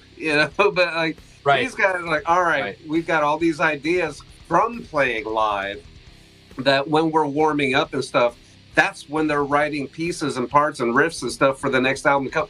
And they just started crushing that year after year after year, go down the line. So when you hear the album after that, you're going, this sounds almost like the last album, but like they learned from the the crowd response to certain songs and certain riffs, and they're like, let's do more. They wrote of anthem that. songs. And, yeah, Like, yeah. They were definitely just like Anthrax and Metallica. They were like, we're gonna learn from the crowd response, and that's how we're writing the next album. Oh hell Right. yeah. And this album came out like 2 or 3 months before Rust in Peace. Like this was that's right at the height of all Crazy to that think stuff, about. man. That's crazy to think about. Like before Rust in Peace is a weird slice of life I never really think about. Yeah. It's pretty much I always feel been a old. thing my whole life. Or well, at least the big four were always a thing in my life. I was 20 when this album came out. Wow. Shit. I was 11. I was a baby. I was 2 years old. In fact, I was in the army when this album came out. 1996 and 84. I was 16. God, I'm a baby. I'm a baby over here. Jesus Christ. Yeah, I found out, Andy, you and my wife, you're the same age. Same year. I hope she aged better than me for your sake. Oh, she did. She's Did. gorgeous. Yeah, So, she yeah. did. Yeah. And she's cool as hell too. Yeah, she is. Hot little redhead. Yeah. Yeah. That's right. This I album don't even right here, realize this how really sorry. kicked off a whole legacy, man. This album was the beginning of a ridiculous time in my life. I don't know about you guys, but this changed everything for me. This was a game changer. Yeah. It's Well, what I remember that this was probably like the first like hardcore band that I heard on Headbangers Ball back in those days. Right. It was back then. It was like they were showing like Winger. Remember that? They were like Right. Winger on Headbangers Ball. Like Ron and I are sitting there going like, no, pulling hair out of our heads. Like, why? This isn't metal. You know why? That's are you right. doing this, Ricky Rockman? Well, we hate you.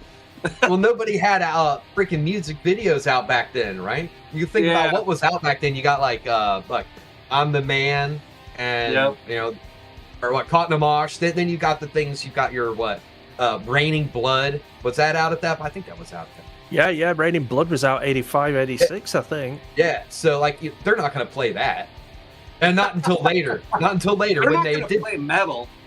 Right. Not on that Headbangers stuff. Ball. If it's any Right, but that was consolation, right during like that whole the Satanic Panic thing was just really starting to come down at that point. So they weren't trying to that poke was the bear weird. at first. They played it after I think it was freaking Beavis and Butthead started. They started opening up all those channels for all that stuff. Well, it was you know, Beavis man. and Butthead that ruined Winger. Because it was. and I still don't agree with that because like God gave us free will to do whatever. So like if you're like, well, it's satanic, like, hey, you know that there's other buttons on that controller where you can change the channel. Right. Preach. Yep. Well, that was when the Two Live Crew court case had just finished up. Is that how it got The started? censorship stuff. Yeah, the anti-censorship stuff had just had just come to fruition at that point. So it was like Two Live Crew and NWA and any of the more risque hardcore bands that were considered Satan music back then, like the Big Four were.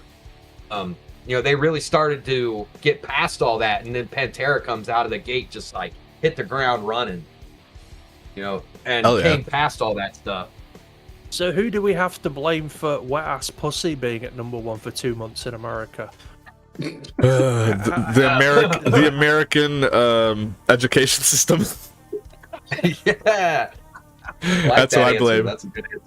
I'm not being funny, but that song's way worse. A way worse message than anything Pantera put out. Absolutely. Oh, you couldn't be right about that. Yeah. You're absolutely. It is. Sorry, my dog. Sorry, I shouldn't have brought that up. But you're right. You're right. That's a great point. One of my favorite memes to this day is, it shows Freddie Mercury and Beyonce. All her lyrics to Single Ladies, 16 producers, fucking a bunch of engineers. Freddie Mercury, Bohemian Rhapsody, one man. The talent is just gone. Yeah. No, You gotta love that they canceled It's Cold Outside while Wet Ass Pussy was #1. What world do we live in, guys? I swear to God, this is insane. Yep. Exactly. This is another reason why I love doing this show, because we could ignore all the current day bullshit and enjoy. That's right. Enjoy some stuff from the past. I'm gonna go back to the past where music was good and didn't suck ass. I very nearly picked it. Paul, you're like the youngest person on the show. We picked all these albums from like the 1900s. Mine was. That's right. What year did mine come out? I'll have to look. Sorry, what were you gonna say, Andy? I've forgotten now. It's no. really late here. Oh yes. Remember? I do forget. This is. You know what? I had Kenzo on last time, and I usually do this at 2 hours. We're 10 minutes away from 2 hours. We're only on the second album, and by the time we did like an extra hour, and he's like, "Guys, it's really late." I'm like, "Oh shit! I better speed it up. I forgot you're in the UK. God damn it." Yeah. So we're gonna speed run the rest of these. I was gonna say my album that I chose was 2005. Okay, it was almost the 90s there, Jim Spjorgenborgen. Hey, I love that, by the way. But alrighty, speed running the rest of these. Last thoughts on freaking Cowboys from Hell. Freaking, I mean, what else is there to say, man? We've said it all. The four legendary guys, a legendary producer. Just what an album. Lightning in a bottle. Lightning in a bottle. That's a perfect. That's where Lightning in a bottle like started, and it like lasted a whole decade. Look at his guitar.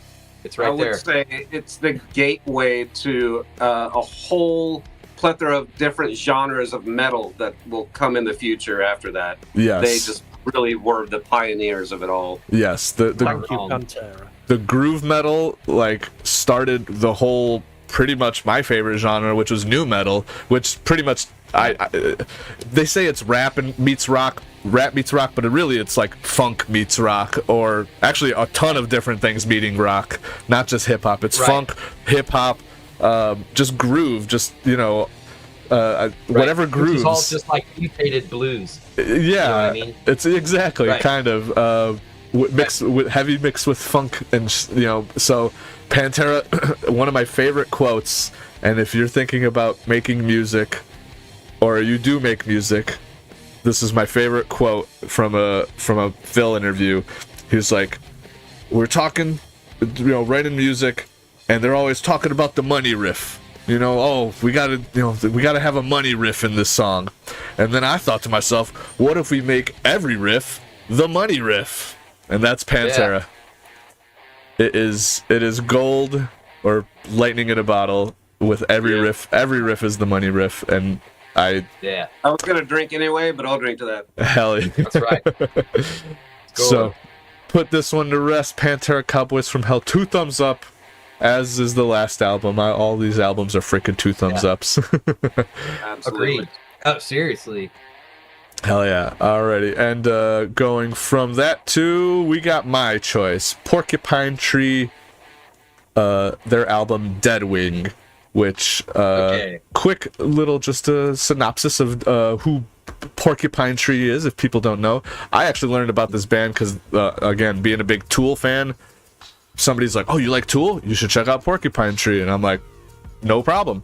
And they have like specifically 3 albums in the early 2000s that are just masterpieces. Like, they've actually done a ton of, like, they came out in the 80s as well. I think Porcupine Tree's first album may have been very late 80s, if maybe early 90s. And this album right here, Deadwing, is their 8th album. So by 2005, this is already their 8th album.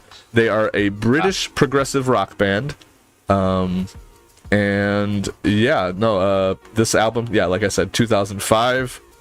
And what I like about Porcupine Tree is it's kind of a Nine Inch Nails situation where Steven Wilson, who's the singer guitarist, he's kind of the one guy writes everything kind of guy, the Trent Reznor's or the Josh Homme, Queens of the Stone Age, that one genius guy that just writes everything. And I really get drawn to bands like that. And Porcupine Tree is no exception. I haven't really explored their entire catalog. I fixate on these 3 albums that 3 or 4 albums that I keep just going back to. Right. But this band and this album specifically, I chose this one instead of the other 2 that I always listen to, because this one had the most just back-to-back, like, just groovy riffs, and just we go from one band with groovy riffs to like clearly an inspiration from all that, and just with a little more of a progressive twist to it. And I genuinely and the way I would describe the songwriting in this is almost like my own. Like, I kind of write songs that are very similar to like a lot of these songs. Maybe not the softer ones where there's a lot of piano and such, but like those heavy progressive riffs. Like I was like, oh my god, this is what I've been trying to write myself. And then there's just a ton of like really laid back songs where I'm like, I want to smoke weed and just chill out to this song because it just feels so good. But yeah, I'd like to hear your guys' thoughts. This drummer used to play for King Crimson. You guys were talking about them earlier. Oh yeah, the drummer for Porcupine Tree is this guy is no joke, dude. He's a hot. Yes. Yes, Gavin Harrison. So Steven Wilson is the main guy of the band, and he's had Gavin Harrison in the band for quite a while. He's actually listed as a producer for this band as well, but I'm assuming he's mainly just there to write his own drum parts. This guy does.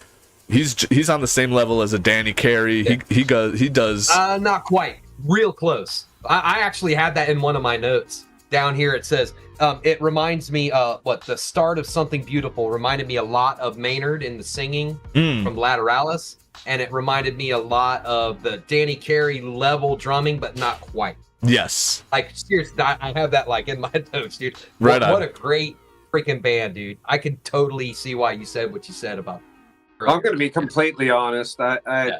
I didn't do any research on this at all, so I'm listening to it right now. Okay. It's good, man. Hey, Halo reminds me of like a jazz version of James Addiction. I'm still on Deadwing, but what I can tell you right now, being almost done with this song, is that I like that the engineering in the studio, they gave each other a lot of space to do what each other. Yes. A lot of times you're like, okay, well, there's like this driving instrument. Yes. Somebody that, bass, guitar. If it's Primus, it's bass. If it's Metallica, it's guitar. If it's, there's always somebody driving the thing. But here it sounds more like everybody's just like, all right, we'll keep a theme going, but if you feel like something's standing out, let it go. And right. It's really nice. Right. It's a good change of pace. I've got a controversial take on this band. I was aware of this band. I'd never really heard them before so obviously I gave them a listen to, and I think it's about the fourth or fifth song, and I was like, this really is making me think of another band, but I couldn't put my finger on it. And I loved a lot of the 70s and 80s prog rock, especially the British stuff. And one of my favorite bands when I was growing up, and before anybody gets angry, hear me out, was Marillion. And I mean, a lot of people that don't know Marillion will say, "Oh yeah, Lavender and Kaylee." They were the big songs that they got known for, but their studio albums that they did, Fugazi and Script for a Jester's Tear. I love Fugazi. Fugazi's. Are you on about the band or the album? No, the band. No, is it? So yeah, these were two very early 80s prog rock albums, and then it kind of clicked that you can see. I'm not saying they have. I couldn't find any proof, but to me, they've definitely been influenced by that very early 80s Genesis Marillion type thing that was going on at the time, and I think they've kind of just taken it and brought it update. That's just how I see it anyway. Oh no, I definitely could see that. Them being a current day British prog band, being inspired by clearly I would assume you'd be inspired by the early prog, so that makes sense. But no, I feel a lot of theory from some of their stuff too, man. Like seriously, a lot of theory and like even Satriani influences in the one with Mellotron Scratch. Oh yeah. I mean, I heard Satriani throughout that thing, man. And in certain parts, like you'll be able to tell. Right. If you go and listen, mellow, seriously, awesome. Paul, you chose this. Go and listen to. Make a note of this. Script for a Jester's Tear by Marillion. Is that's the album? Especially if you smoke weed, this will blow your mind. How do you spell Marillion? Marill. Marillion, found it. And Script for a Jester's Tear. What year did that come out? 81. Holy moly, they got a lot of albums. Maybe 83. Yeah, anything after 89 sucks because they changed singer. Gotcha. Script for a Jester's Tear. Yeah. All right. Yeah, I got it here. I will listen to that. Oh, yeah. Gentlemen, again, it was excuse me for just a minute. I gotta go pee. Go ahead. It was like Jim was. It was like Dempsey was saying. Like they don't have one thing driving the the songs. It's right. It can be sometimes it's keyboard heavy. Sometimes there's a lot of guitar. The drums are just there in the background, but then come to the foreground. Honestly, it's well worth listening to with headphones on as well. Oh yeah, because it is. Yeah, certainly. Yes, yes. But that's what this album just made me think of. Was it just took me back and like, this sounds like Marillion. This is why I'm enjoying it. So Right on. I'm glad to hear that.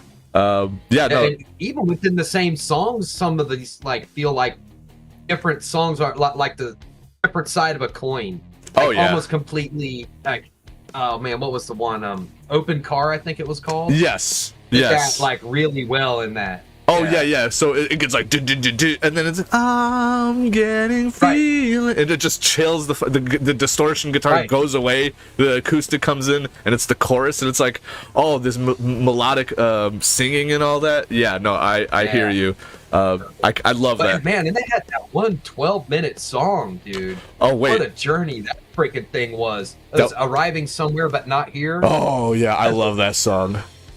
You know what? That song, listening to that, made me remember a quote that I heard when I was listening to songwriting lectures.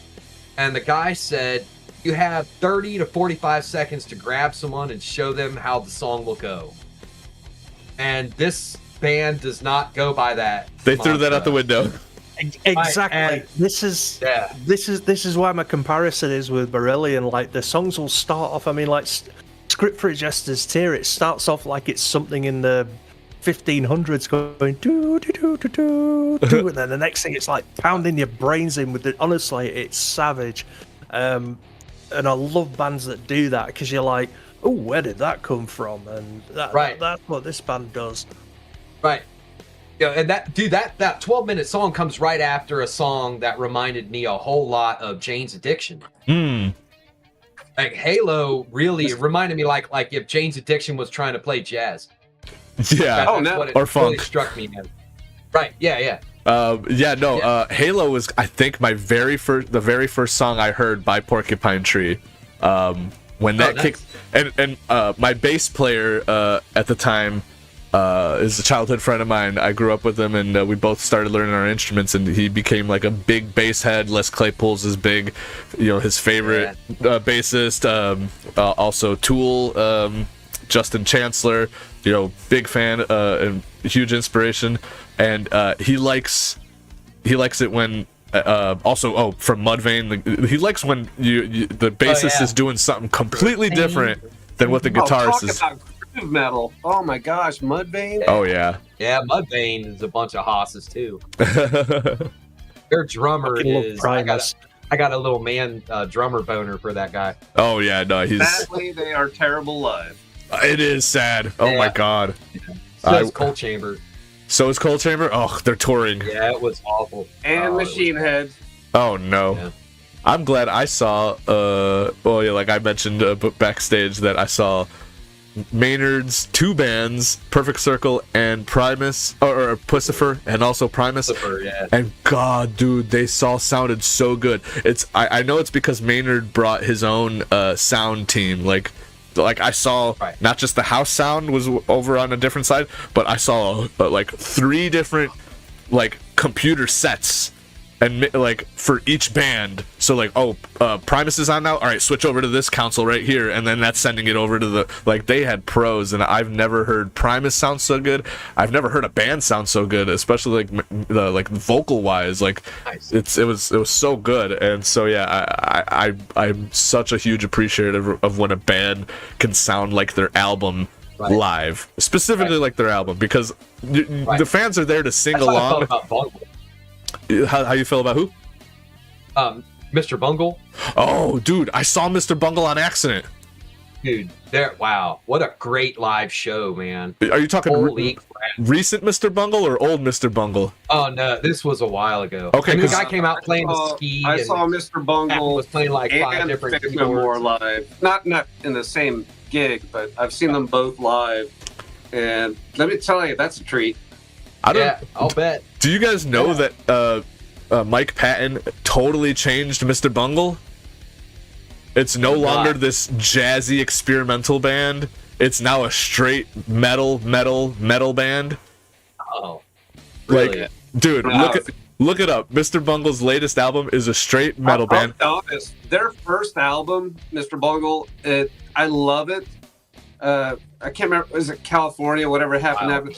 My brother likes it, my sister likes it. They're just zombies. They don't like anything that Mike Patton puts out. But I was not a fan of it. I love their first album, and I'm good after that. Right. Faith No More. I love more. Faith. Oh my gosh! Happy. Every album got better than the previous. Dust. They were like the OG Soundgarden for me. Like They did they could age. do no wrong. They aged like fine wine as they kept going. Oh my dude. I don't agree. One You of my don't friends agree? was saying, he's a vocalist of all people. He was like, "Oh no, King for a Day, blah blah blah." I'm like, dude. Okay, first of all, can we at least agree that tonally and everything, like the studio work and engineering and recording, way better for King for a Day than the previous album. But I will say that kind of happened in the stages of everything, because Angel Dust is still my favorite album of all time from them. But you can kind of hear it, like, at least as a guitar player, you can be like, okay, that's a little thin there. Why didn't they mix that better? Why didn't, Right. And then you hear King for a Day, like, wow, that's so guitar heavy and so perfect. Right. Why didn't they do that for Jim Martin, Andy, you're saying you disagree? Yeah, I was a huge Chuck Mosley fan, and after Chuck was no longer in the band, I kind of lost interest in them. And Faith No More? Yeah. That was their original singer? The one that is on We Care a Lot? We Care a Lot. Ah. Yeah. That for me was proper kick-ass Faith No More. Epic was kind of okay, but I don't know. I really liked the early stuff. I could kind of see the cheesiness of Epic. I liked Epic, but yeah, I could kind of look back and be like, all right, it's kind of cheeky and cheesy. But I feel like Mike Patton. Angel Dust, though. Angel Dust. And Midlife Crisis. Come on, man. Midlife Crisis. We Care a Lot. Dude, Midlife Crisis. That's good stuff. What's another? There's a few songs. Everything Ruined. Oh my gosh. Yeah. Oh my god. Wow. Even their like latest album. What was that one called? I didn't hear their latest album, to be honest with you. It was actually pretty good. I think it came out early or late 2000s, early 2010s, mid 2010s. I think maybe 2015 even.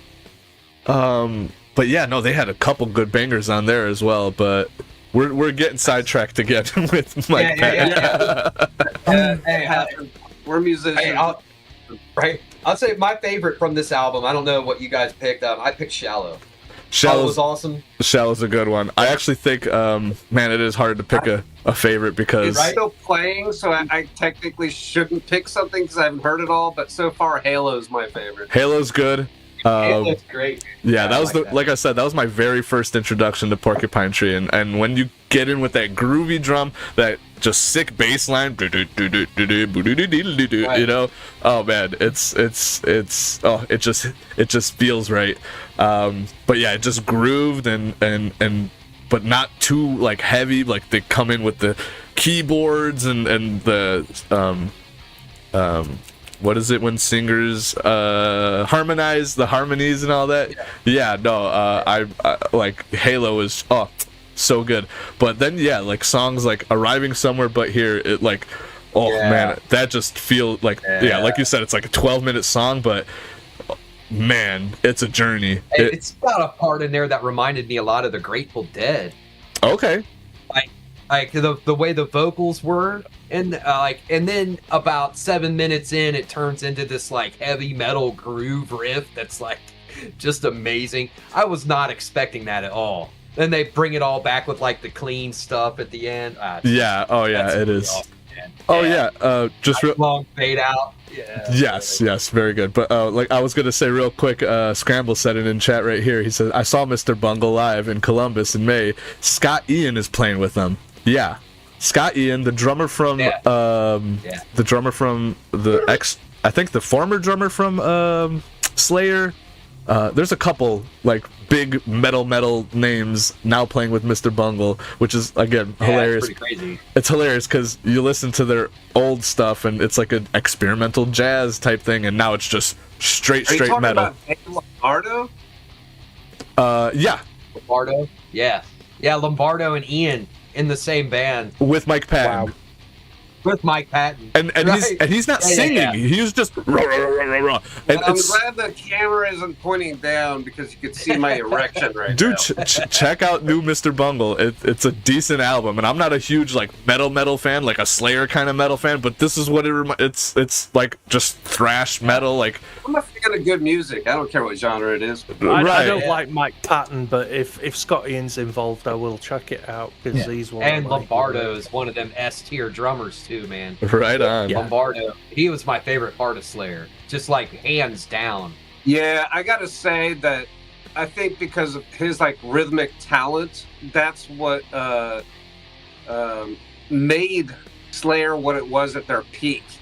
Yeah, agreed. I get it. Like the two guitar players, Kerry King and Jeff, they're really, really good. Animal's good. They were the writers of all the stuff. King seems like he's just kind of messing around, doesn't he? No, Is that just me? No. I mean, I don't know. I mean, like I said, I don't play guitar. There's a little bit of method to his madness, but yeah, like if you're talking about the solos, there's no rhyme or reason. Right. That's what I meant. Yeah, I think that's like the timbre of the band is kind of like, hey, let's just go. True.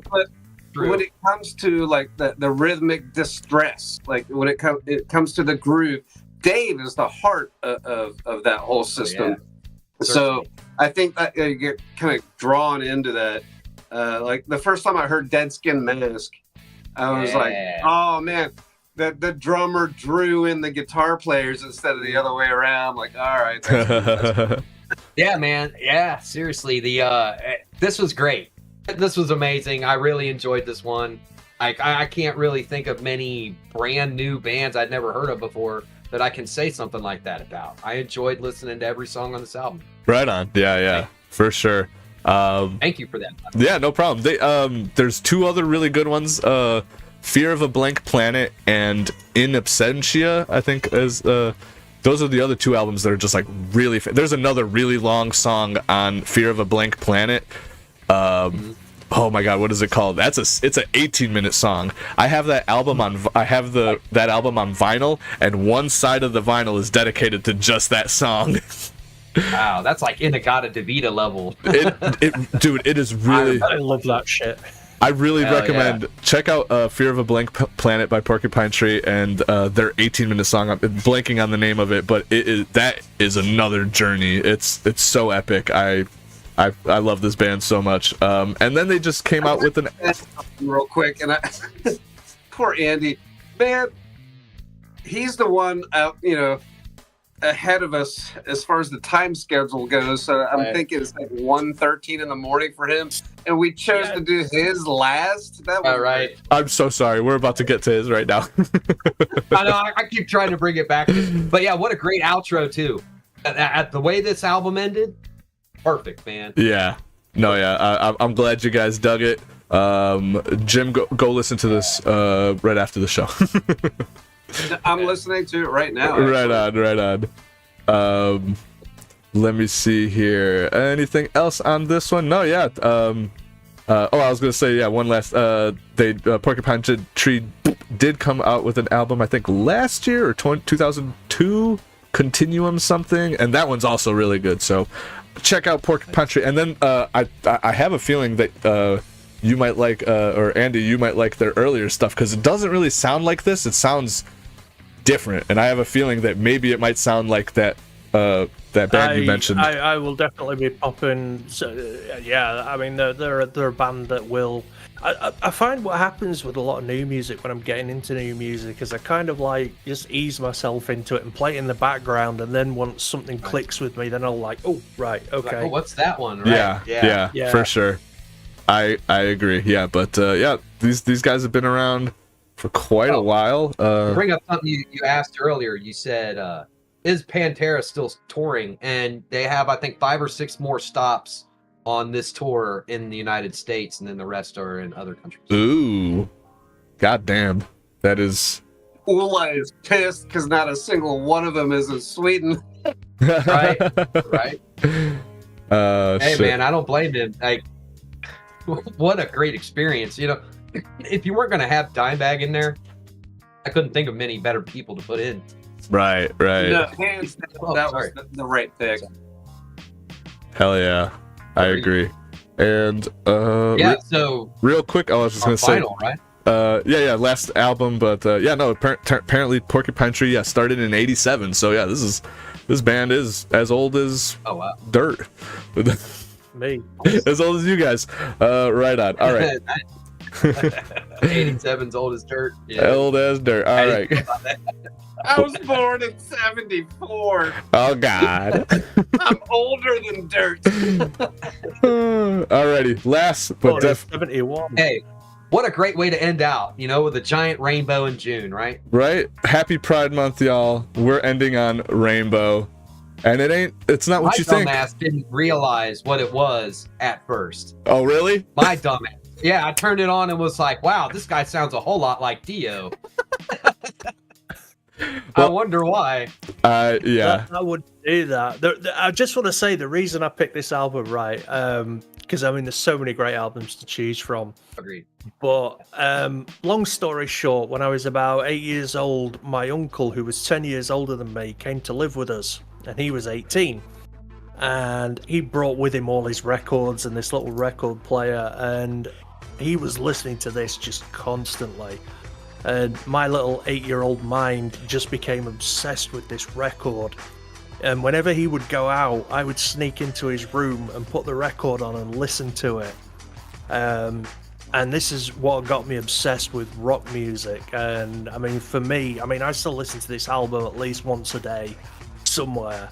And it's just a really, really, really special record for me. So please be nice. No, what is there I'll to be say, honest, man? I struggled to pick a favorite, dude. I Holy mean, crap. there's nothing but good things to say about this, man. You listen to this. It's funny. As I listen to this, I'm like, what made Black Sabbath go, this is our guy? And then I didn't. Right. Then I got to Stargazer, and I'm like, that's right, fucking. Right. Stargazer that was the only track I actually recognized from hearing previously. I watched. There's this sweet documentary called The Evolution of Metal. And they'd kind of go through where metal started, kind of the origin. They even start with the Beatles, Led Zeppelin, they kind of, and Black Sabbath and all that was the OG of where metal kind of sprung from. And as they're talking about, this came out in I don't know 77, 70, 76, 78 maybe. It is 76. 76, and it's so heavy. It is, for its time. Yes, I agree. It just blows my mind that something this heavy was available back then. As I was listening to it, I was like, this kind of the first few tracks kind of give me if Led Zeppelin turned it up to 11, just intensity, just you got that, just that old, and the keyboard is let's talk. I appreciate a good keyboardist when I fucking hear one. I'm not a keyboardist myself, but for some reason, when I hear a good bassist and a good keyboardist, I go, start paying attention, motherfuckers. There's some good shit's going on. We got thousands of good guitarists. We got thousands of great drummers. Rarely do we get a great bass player or a great keyboard player. And fucking goddamn that opening just. Right. Well, this producer worked on a lot of really high-end stuff, not just this. They were working with Fleetwood Mac and Deep Purple, and these guys were good. There is Murphy. Hi. Where did you go? Dang it. But yeah, this guy worked with Whitesnake, worked with Sabbath, he worked with Blue Oyster Cult and Iron Maiden. This guy was all over the place. So this album, it kind of surprised me to hear the mix on this album. I was not 100% with the mix on this one. Well, okay. Did you by chance listen to it on Spotify?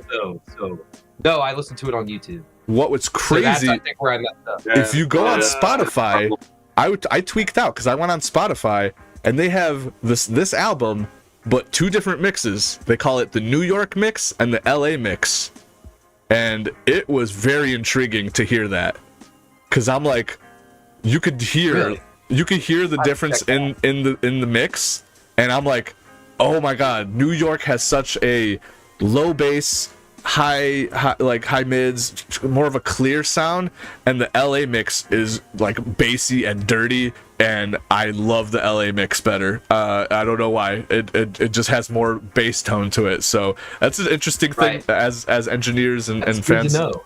Go check it out on Spotify. There's literally the album, and it just loops. You hear the New York mix, and then it loops right into the LA mix. And I was like, I wanted to ask. That was really my only complaint with the whole thing. That was it. Everything else about this was so good. Like, what did you think to the drumming?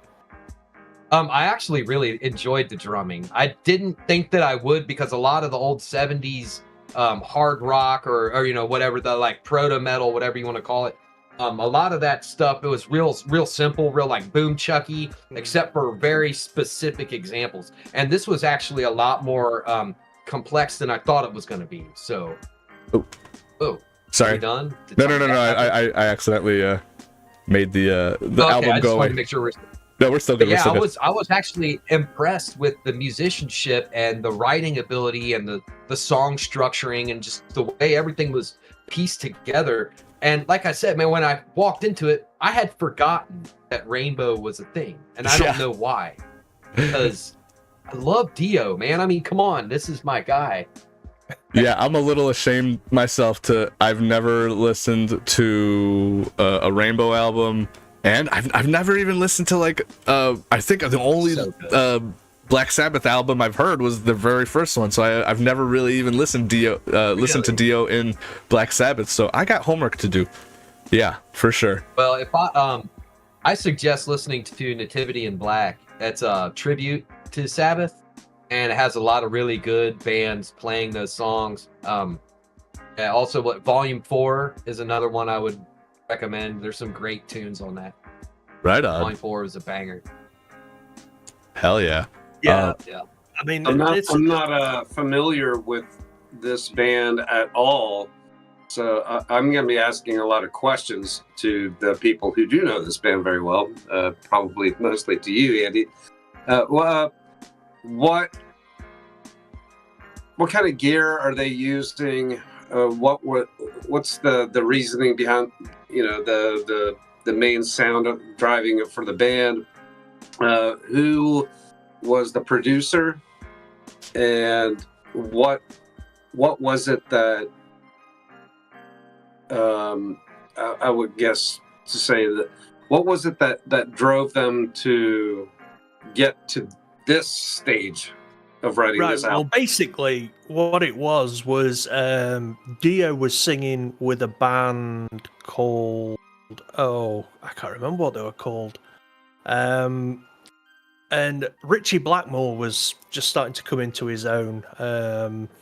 So if you know Blackmore's work at all, he's a Strat guy, Marshall guy, Ebo, all kinds of gimmicky things. And Richie Blackmore, I think he was fed up with Deep Purple, and he was just kind of looking for an outlet to do some Richie Blackmore songs. So the first album was Richie Blackmore's Rainbow. And he used Dio and all the guys out of Dio's band. And Richie Blackmore, being the pretentious butthole that he is, wasn't satisfied with the sound that he got with these guys. So what he did was he obviously wanted to keep Dio because it's Dio. And he basically just assembled the best of the best of the best who were around at the time. I think it's Tony Carey who was the there was a lot of that going. I'm sorry to interrupt, but there's a lot of that stuff going around back in those days where they're like, yeah, hey, let's assemble the best of the best to make a super band or whatever. But it was like it always started off with like, hey, studio musician, like bring them in, best of the best. Let's see what we can accomplish. It'll obviously turn out to be the best. I think 10cc was like, they even wrote a whole album about just that. It was a similar sort of situation, and I think after this album, like, they fired the bassist and they keyboard player and went with different guys, and but Tony it's Carey, always- right? And Jimmy yeah. Bain. Jimmy Bain was bass, Tony Carey on was on a keyboards, keyboard. Yeah. then Blackmore Dio and Cozy Powell drumming. I think he kept Cozy Powell for about 4 or 5 albums, but when he started going a bit poppy, Cozy Powell was like, "Nah, this is shit, man." It's weird that Blackmore was the, like, at least for me, like, that's the only name that really carried on after that. Yeah, I mean, Like I said, for me, besides Dio, right? yeah, I mean, obviously Dio. Right. I mean, what I mean, he was in happened? Sabbath and all that. Yeah, what happened later on was Richie Blackmore wanted some pop records, some hits. So he moved away from all the wizards and swords and shit like that. And Dio was like, "No, this is this suits my thing. This is what I'm into." And unfortunately, the band broke up. But yeah, I mean, it was this album was kind of like the peak. Long Live Rock and Roll after it was quite good. It's a bit of a heavier album and a bit more melodic, but this was just this is basically just Richie Blackmore wanking, Right. and letting his friends do a bit as well. But I mean, like the keyboard solos and everything. I mean, they are just epics. Yeah. I mean, the second side, Stargazer and Light in the Black, it's 2 songs on one side. And do you have a favorite pick off the album? I would have to say Stargazer, because I mean, I feel like always everybody's going to say that. Same. It just grooves so hard. Right. I was struggling to pick one though, but I mean, Stargazer, dude, come on. That thing's been covered by like 8 different bands. Yeah, yeah. It's all over the place. For no reason whatsoever. Right, yeah, that's a great freaking song, but it's long. It's like 8 minutes or something. Yeah, and I mean, like, you've got the gated effects on the drums and everything. Yeah. When he does that roll and it's sort of fades off, and it's just, honestly, it's just one of those songs that. But like I say, for the time, I mean, can you imagine never having heard anything like that and something this heavy coming out? Right. But you know what's messed up, and I just realized somebody in I was listening to was called the Rock like, Mix. Hey, what was the origin of, like, when did rock first start, and when did rock change to heavy metal? I'm like, they happened simultaneously when the Beatles wrote Helter Skelter. And everyone goes bananas about that. Like, no, it happened. I'm like, no, I'm sorry, but that happened before all the things you just said. So I'm sorry. It's the Beatles. Right. I mean, Motown had a bit of a hand in all that stuff too, I'd say. The Beatles. Oh, no, I mean, I'm not saying the Beatles didn't. I'm just saying they weren't the only ones. But I'm not by happy far. about it. I'm not a huge Beatles fan. Like, I appreciate a lot of the stuff that they did, and I have some favorite songs from them. Don't get me wrong; they're in my playlist. I'm not gonna lie about it. I'm not embarrassed. Oh, they got some. I love the Beatles. In no shape or form do I'm like, I love the Beatles. You're like, no, I'm not a really big fan of the Beatles. And I absolutely hate the Rolling Stones. So don't even start it on. Steve, I hate everything that's ever trending. So, but. Hey, Red Door, or whatever that song is called, that's a good song. And that song from Fallen, Time Is On My Side, it's dug itself into my brain because of that movie. But that's pretty much all I got for that. I mean... Well, I just like, I grew up, listening to my parents jamming, albums and constantly. Yeah. They're drinking and jamming, and I'm like, okay. So, like... But Europeans... I was, like, always into music my entire, So I'm like, okay, Beatles. Yeah. And as much as they jammed it, I'm like, okay, like I got sick of it. I didn't like a lot of it. But the songs I do like from the Beatles, oh man, don't tell me they didn't shape the history of music after that. My goodness. Well, true. And there's a lot of that same time frame was when this stuff was coming out. You know what I mean? Like, Shortly a after. lot of that zeitgeist really Shortly makes after, sense. Yeah, because Beatles hit. This is what happened. I think Beatles, they changed not just music, but really recorded music. Because once they got Beatles onto a record, everyone's like, it's time to compete. It's now freaking Beach Boys is trying to do it in America. Then the next wave's freaking going on, and then Elvis. And so, like, it was a competition right from the get-go. Beatles set a new standard, and then they kept topping themselves, freaking thanks to drugs. But right up until yeah. Yoko, oh no. Oh no. Oh my. No, there was. Now that you said Yoko Ono, there was a funny moment in that Maynard concert that I did. They were doing a jam with Primus. All the bands were on stage jamming, doing a jam, and the singer of Pussifer, is a female singer for Pussifer. She went backstage, came back dressed as Yoko Ono, and during the jam, she started going.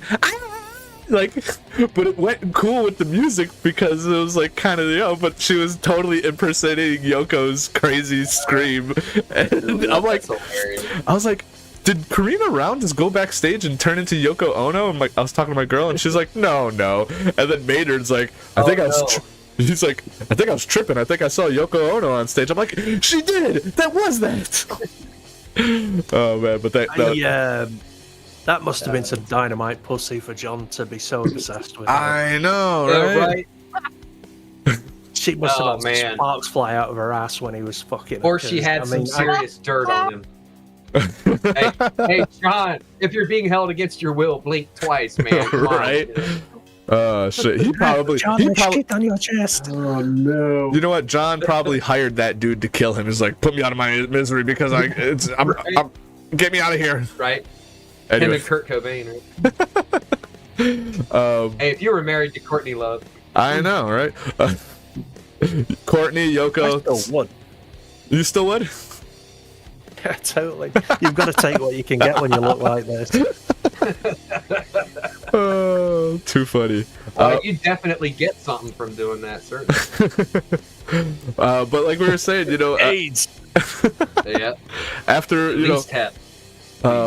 after the Beatles era, then you get the Led Zeppelin era, and I feel like shortly after the Led Zeppelin era, this Rainbow. This was kind of a follow-on from Led Zeppelin, and then from Rainbow you kind of got your new wave of British heavy metal, which was like Iron Maiden, Judas Priest, UFO, Nazareth.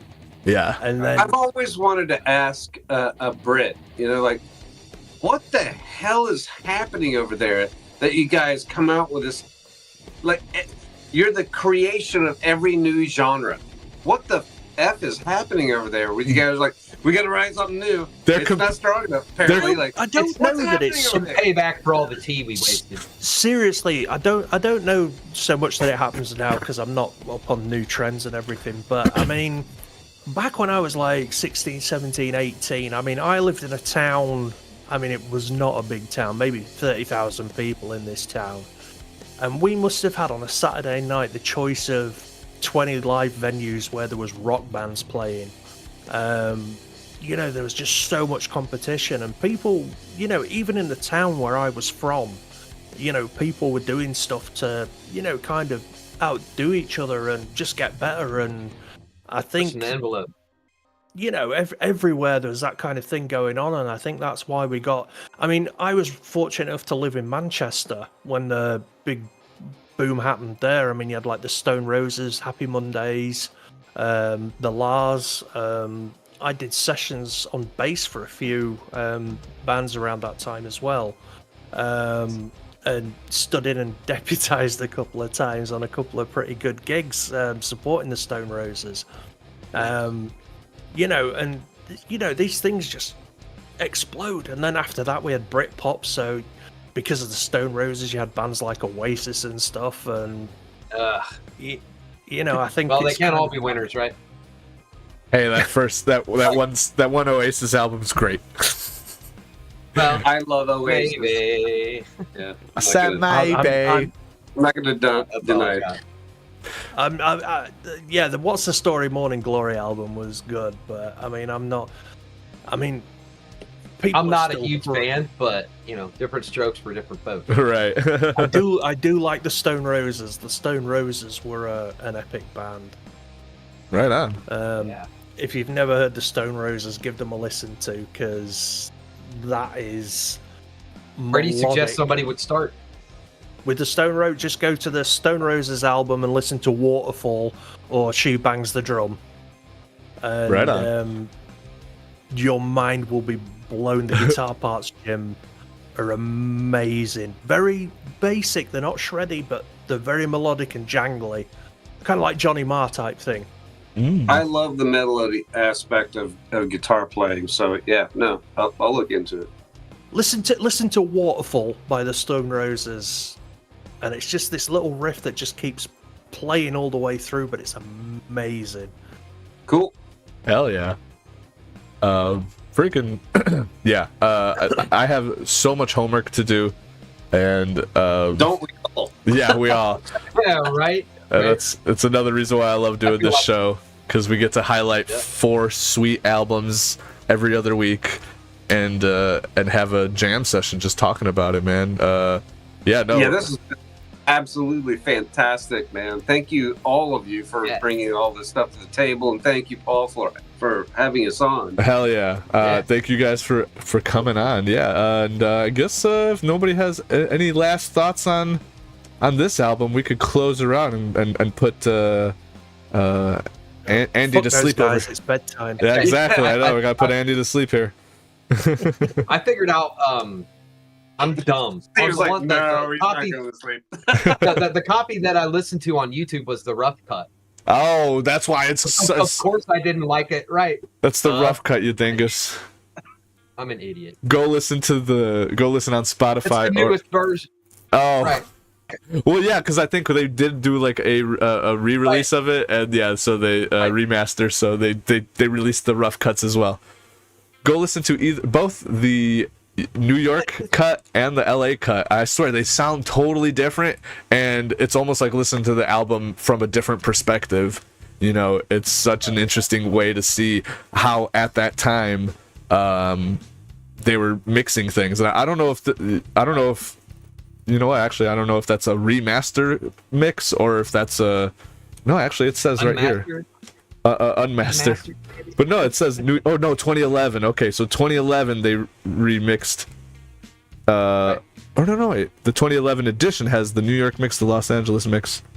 But I don't know if those are mixes from back then or if they just sent it to a studio. In 2011, they did remasters from 2 different studios. But still, it's an interesting way to see how different studios can mix the same set of songs, Right. and it's like a whole nother world, a whole nother like perspective. And hell yeah, so yeah, definitely go listen to those mixes instead, not the rough mix. Yeah, right. I mean, it was still good. Like, it was still a good album. That was the only part that I wasn't 100% on. And Right. of course I wasn't. But now that makes That sense. was the rough mix, because I'm dumb. That's hilarious. But no, But yeah, thanks for that, man. Yeah, was no. good too. for sure. And thank you guys for coming on, picking up some banger albums, and spending 3 hours or 2.5 hours and thank you again, Andy, for staying up so late, because Yeah. yeah. I'm tired. I've got to go and see Ghost tomorrow. Really? I actually am not What? I'm not a big fan of Ghost. No, it's not live. It's going to this really posh cinema where they bring you your dinner and everything, and it's basically a load of footage recorded from the last tour, and they play it on the IMAX screen and everything. Oh. So yeah, I'm quite looking forward to Nice. that. That's cool. Yeah, I'm not the biggest Yeah, that Ghost sounds like a good fan. time. I don't know why. They look like they should sound heavier than they look. That's what bothers me. I tell you what, they're a completely different animal live. They sound amazing live. That's what I hear. I do hear that. So, That these guys yeah, are I very went to see musician. them That's couple pretty of years important, ago. man. I mean, there's something special about going to a show. So if they do well at live, I mean, that's more than half. I found the albums to be seriously overproduced, and I don't think they capture what they're about live. So yeah, Okay. I'm looking forward to seeing some good live footage of them anyway. Right on. I don't know. Good stuff. Alrighty then. Well, any last thoughts on Rising by Rainbow before we close that one out? It's an epic album if you listen to the I correct will version say of it. for its Dempsey. time, it's one of the most amazing. Like as far as like the engineering and everything goes in the studio, that is incredible. Yeah. You got to remember, like back then, it's like reel to reel, so they actually had to go Cut you know, tapes. a lot of money go through. Yeah. If you made a mistake or not. Hell But I think looking back at it, like, dang, that's impressive. So that's yeah. my Yeah, take. true. For sure. Yeah. No. I again kicking myself for missing out on.